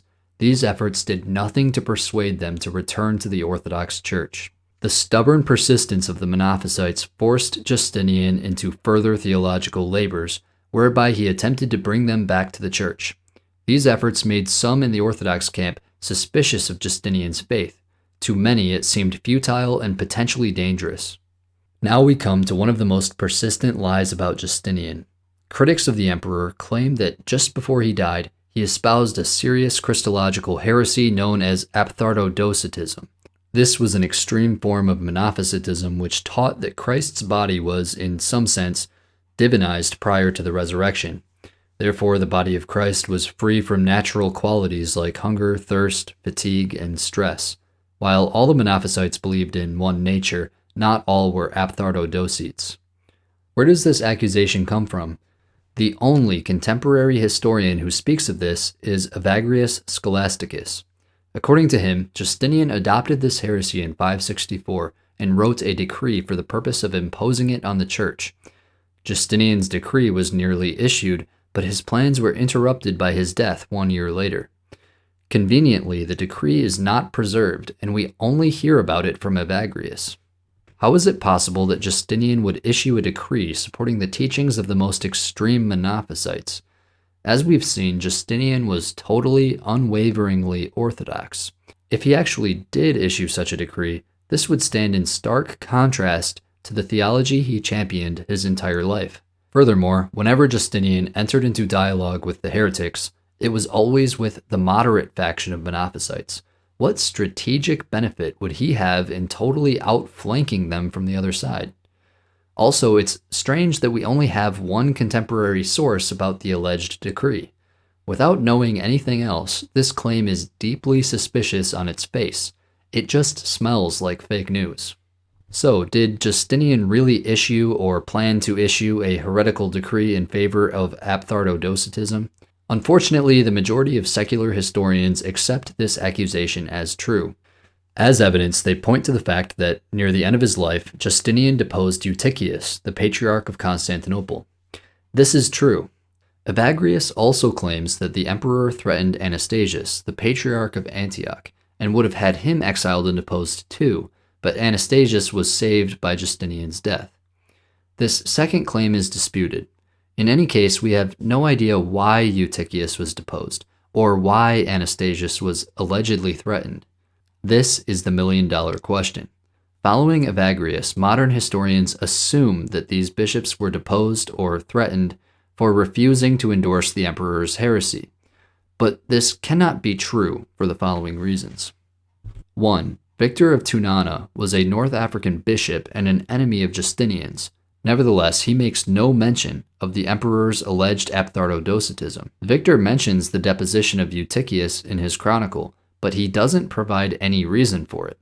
If he knew anything of an edict in favor of heresy, not only would he have mentioned it, he certainly would have emphasized it in order to defame Justinian. 2. If Eutychius had been deposed for refusing to accept aphthartodocetism, his successor would have had to accept the decree. However, we have no information implying that he accepted such an edict or that he accepted aphthartodocetism.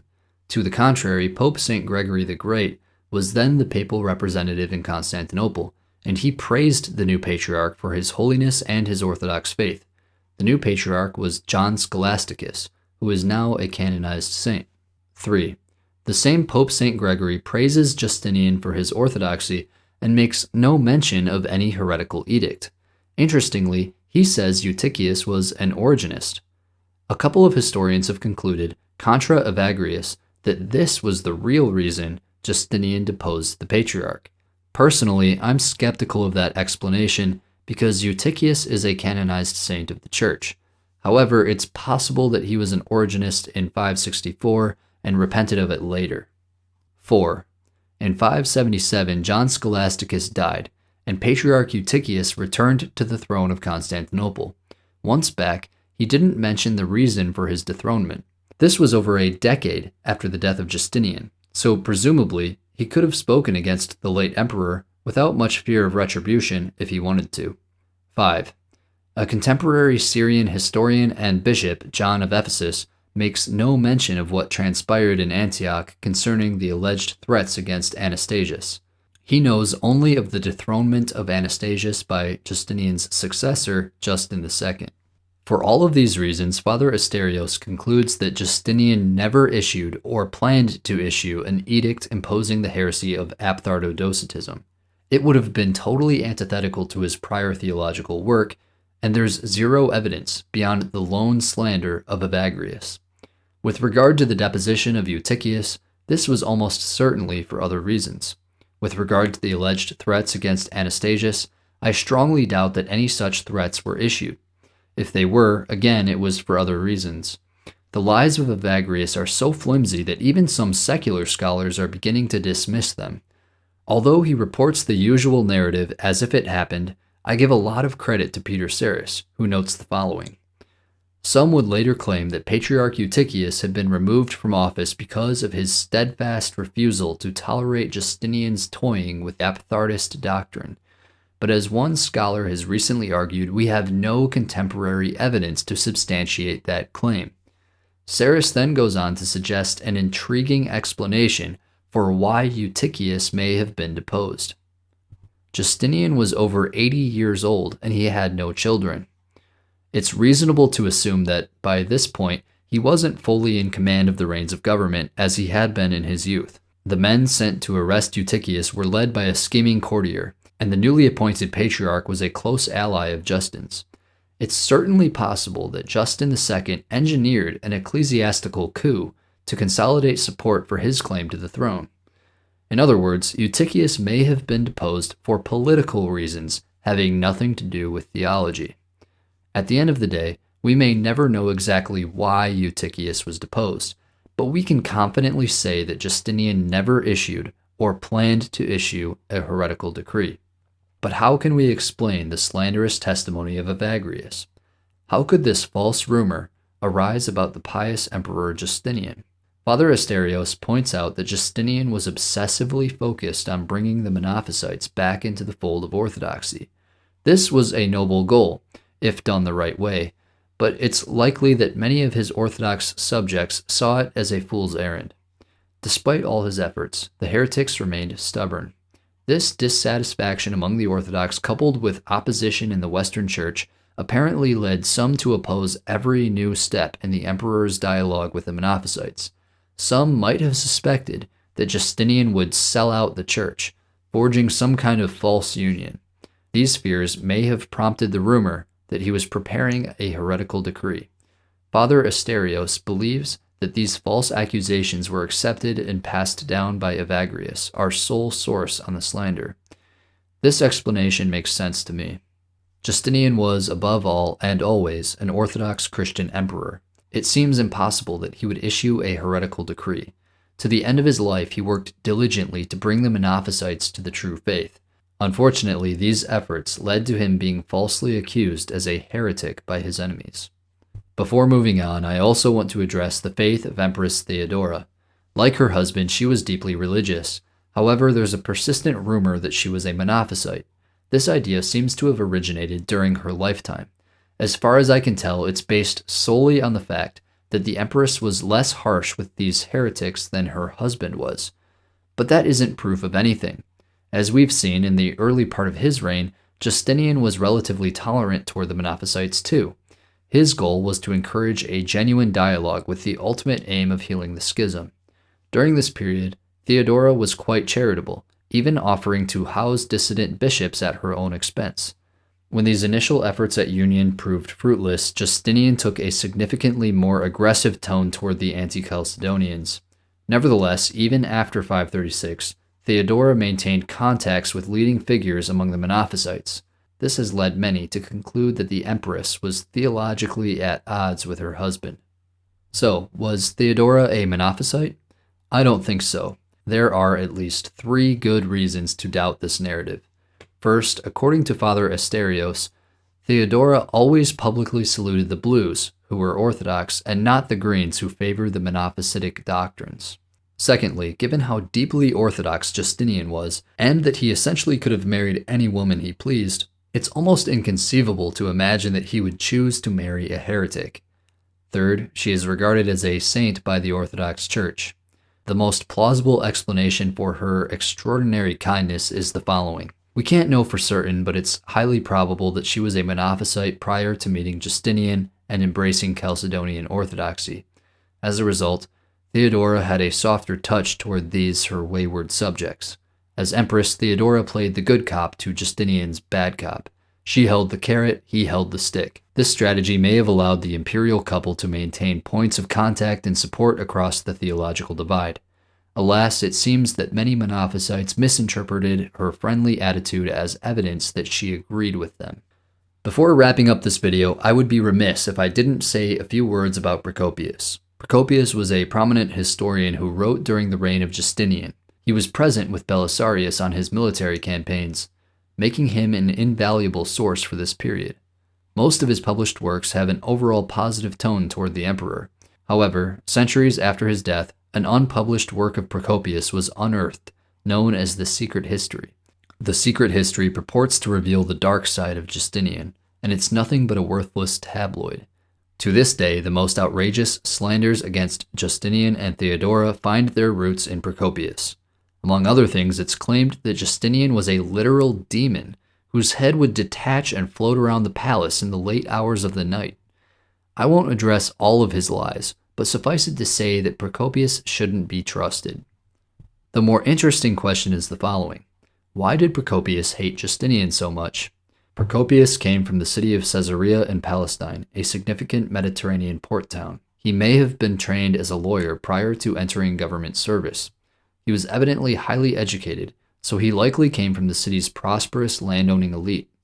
It's clear that his political sympathies were largely aristocratic and conservative. The best rulers, he felt, were those who left the laws and long-established customs intact. He was a proud Roman who bristled with indignation at the presumptuousness of the empire's barbarian neighbors. For example, he deeply felt the blow of military catastrophes like the sack of Antioch in 540. In religion, Procopius had a broadly Christian worldview, but his historical imagination and literary tastes were primarily informed by the glories of classical Greece and Rome. He seems to have held his faith relatively lightly, expressing suspicion of religious fanaticism in all forms.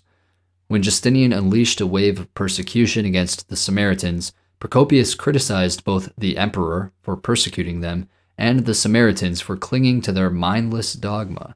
Similarly, he told his readers he would refrain from any detailed discussion on theology, as to him it was an insane folly to investigate the nature of God. Thus, Procopius was essentially a liberal skeptic in matters of religion. He accepted a generic Christianity without seeming to be all that interested in it. Although Procopius's published works display a positive tone on the surface, readers have long picked up on his subtle critiques of Justinian even within these works. Often, Procopius would give himself a measure of plausible deniability by putting his own criticisms in the mouths of barbarians. For example, in the history of the wars, Gothic envoys are said to have warned the Persian court that Justinian is, by nature, a meddler and a lover of things which in no way belong to him, and that he is not able to abide by the settled order of things. Furthermore, he has conceived the desire of seizing upon the whole earth, and has become eager to acquire for himself each and every state. The Armenian delegation is said to have complained that Justinian has turned everything in the world upside down and wrought utter confusion. They warn Khusro, the whole earth is not large enough for this man, who is constantly gazing into the heavens, wishing to gain for himself some other world. These sentiments reinforce the idea that Procopius was an aristocratic conservative. According to conservative 6th century Roman opinion, good emperors had to conform to concepts of lawfulness and hierarchy, living in accordance with and upholding the body of inherited law, leaving them intact and working cooperatively with the leading citizens. By inference, members of the senatorial elite, who stood directly beneath the emperor in the political hierarchy, and from whose ranks he should be appointed. It was the task of this aristocratic social stratum to interact with and mediate imperial rule to the classes that stood beneath it in the hierarchical pecking order. The ideal emperor thus understood that he was dependent on the support and cooperation of the elite, and that he should listen to their concerns. Procopius's criticisms weren't totally unfounded. Justinian's legal reforms were brilliant and necessary, but they represented the opposite of the conservative and restrained lawful rule favored by Procopius. Rather than working cooperatively with the upper crust of Roman society, we've seen that Justinian's attitude toward many members of the elite was antagonistic. Moreover, to aristocratic Romans like Procopius, Justinian's family had long been resented for their humble origins, seen as totally bereft of either breeding or legitimacy. For lack of a better term, Justinian was seen as a reformer, a progressive, a meddler who sought to turn the world upside down. At the same time, it would be wrong to take Procopius's criticisms at face value. Justinian was not totally overhauling the existing order. The emperor had an obvious admiration for the past. In his legislative work, Justinian justified his laws in terms of ancient precedent. For example, in the Digest, Justinian often spoke of his reverence for antiquity. The emperor's reconquests were, in part, an attempt to bring back the glories of the old days. Justinian was a great theologian precisely because he didn't say anything new. His ideas were totally orthodox, purely derived from the Fathers and the first four ecumenical councils. While Justinian wasn't a progressive in the modern sense, he was definitely a reformer. For example, in 541, he effectively abolished the ancient office of consul. Furthermore, as we've seen, before becoming emperor, he persuaded Justin to change the law such that former actresses could marry men of senatorial rank. As a staunch right-winger myself, it's certainly tempting to sympathize with Procopius. I also value tradition and hierarchy. However, I think Procopius is an excellent case study for everything that's wrong with conservatism. Conservatism is good only insofar as the thing you're trying to preserve is good. If the thing is bad, or if it needs improvement, then change can be a good thing. The Roman Empire of the 6th century was quite good. Beginning with St. Constantine, the Roman Empire was baptized, and over the centuries it was increasingly Christianized. But Justinian's reforms made the Roman Empire even greater, and even more thoroughly transfigured. I value the conservation of traditions, but not as an end in itself. If those traditions are evil, or if they can be improved, then change is a good thing. Lest we forget, Julian the Apostate was a conservative. The tradition he sought to conserve was the worship of demons. On the night of November 14th, 565, Justinian finally passed away, probably in his sleep. As Peter Sarris says, Justinian's reign had been one of breathtaking ambition and considerable achievement. He and his advisors had restored direct Roman rule over much of the Mediterranean, significantly advanced Roman interests in the Caucasus, overhauled the structures of government, and imposed order on Roman law. The emperor had rebuilt the monumental heart of the capital, and had helped give much greater theological clarity and definition to imperial orthodoxy. From his family's modest background in the war-torn landscape of Illyricum, Justinian had not only secured his place on the throne, but held it for longer than any Roman emperor before him, except Augustus and Theodosius II. This, as we have seen, was not for want of efforts to depose him. He and his court had also managed the notable feat of steadying the ship of the Roman state and holding it together when it was buffeted by a series of extraordinary natural cataclysms and disasters, sudden climate change, earthquakes, and of course, plague. When all is said and done, it would be no exaggeration to say that Justinian goes down as one of the greatest Roman emperors in history.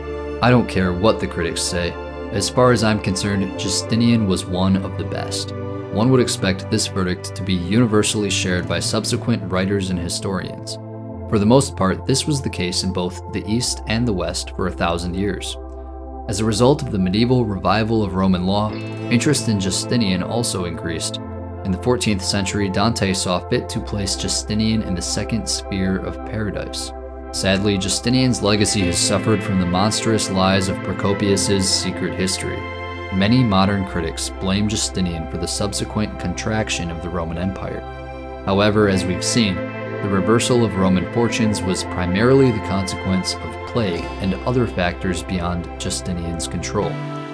Liberals and other non-Christians hate Justinian for his religious intolerance. Enlightenment critics like Gibbon and Montesquieu, for example, had negative assessments of Justinian partly for this reason. But who really cares what they think? As a zealous Orthodox Christian, Justinian will always be hated by those who hate Christ. Despite his tolerant religious policies, St. Constantine is also widely hated by the same crowd. Some criticize Justinian for his violent suppression of the Nika Riots. Although some have portrayed these events as a mostly peaceful protest, the truth is it was a violent, highly destructive, well-organized coup attempt. What choice did Justinian have? Every other emperor would have done likewise. As far as I'm concerned, all those tragic deaths can be blamed on the conspiracy of elites who tried to overthrow Justinian. Even after the discovery of the secret history, Justinian was not completely without defenders in the West. Responding to the lie that Justinian led his uncle around like an old donkey, one 17th century English lawyer named Thomas Ryves wrote the following: "For what would you say if Justinian were summoned back from the dead to show you not only the corpus of civil law he created, in which he seems to exceed the capacity of human knowledge, but also the churches, basilicas, public streets, harbors, walls, aqueducts, and other buildings constructed by him, immense in size, countless in number, impressively skillful and admirably beautiful, and to ask whether those appear to be like the works of a stupid, beastly man pulling a harness. Surely you would free him by your pronouncement from the notion of stupidity." While numerous historians down the centuries have repeated the lies of Procopius and Evagrius, the Church has always maintained a different picture of Justinian. Neither of those smear merchants succeeded in tarnishing his memory. Within the Church, Justinian has always been celebrated as a great emperor and a pillar of orthodoxy. In the Acts of the Sixth Ecumenical Council, the Fathers exhibited great respect for Justinian, who died in divine manner, whose life ended piously, the most pious king, he who is among the saints. Furthermore, the same council applauded St. Constantine IV, who convened the synod, as follows: "Long live Constantine, the new Justinian, the defender of orthodoxy. Elsewhere, may the memory of Constantine, the new Justinian, be eternal." In the fourth session of the Sixth Ecumenical Council, a letter of Pope Agatha was read saying, "The blessed memory of Justinian is to this day honored by all nations. He was the king who more than any other king became a zealot of the truth and of the apostolic faith. His righteous faith pleased God so much, and he helped the Christian state so much. His orthodox faith, which has been spread to the whole world through his respected edicts, is glorified." In the same letter, Agatha emphasizes the following point: "This great Justinian, the last but the greatest of all emperors, whose virtue and piety renewed all things for the better, became the example through which the empire of your powerful majesty is ruled and this Christian state is directed to the better." In the ninth session of the same synod, a letter of St. Sophronius was read. This letter mentions all the heretics but makes no mention of Justinian's alleged heresy. Moreover, it commends Justinian, praising him for his efforts on behalf of the Fifth Ecumenical Council. St. Photius, in a letter to the governor of Bulgaria, says, "Justinian, most powerful of the emperors, ruled the Roman Empire, and his faith coincided with that of the Church." From at least the 12th century, Justinian and Theodora have officially been commemorated among the Church's saints. Their feast day is on November 14th. Unfortunately, there are some lists of saints which, instead of the name Justinian, have the name Justin. This difference is almost certainly due to the two traditions regarding Justinian, one that accepts Evagrius's misinformation, and the other that regards Justinian as a champion of orthodoxy to the very end. The latter view has always been the dominant view of the Church. Nikephoros Kallistos, knowing of both traditions and seeking to resolve the opposition, said, "I believe, without categorically asserting, that supposing he, Justinian, erred, he would be granted mercy through the unlimited benevolence of God, because of all that he did which was in harmony with God's will. Also, mediating on his behalf would be the great work of the Church of Hagia Sophia, which is beyond human understanding. Dositheus, Patriarch of Jerusalem, apparently accepted the misinformation of Evagrius. Nevertheless, he defended St. Justinian, saying that the emperor accepted the heresy of Aphthardodocetism through ignorance, for his orthodoxy was known through many and various ways. After a long and glorious reign, the sleepless emperor was only allowed to rest for a few centuries. In 1204, the Latins sacked Constantinople and proceeded to smash open the imperial tombs in the Church of the Holy Apostles.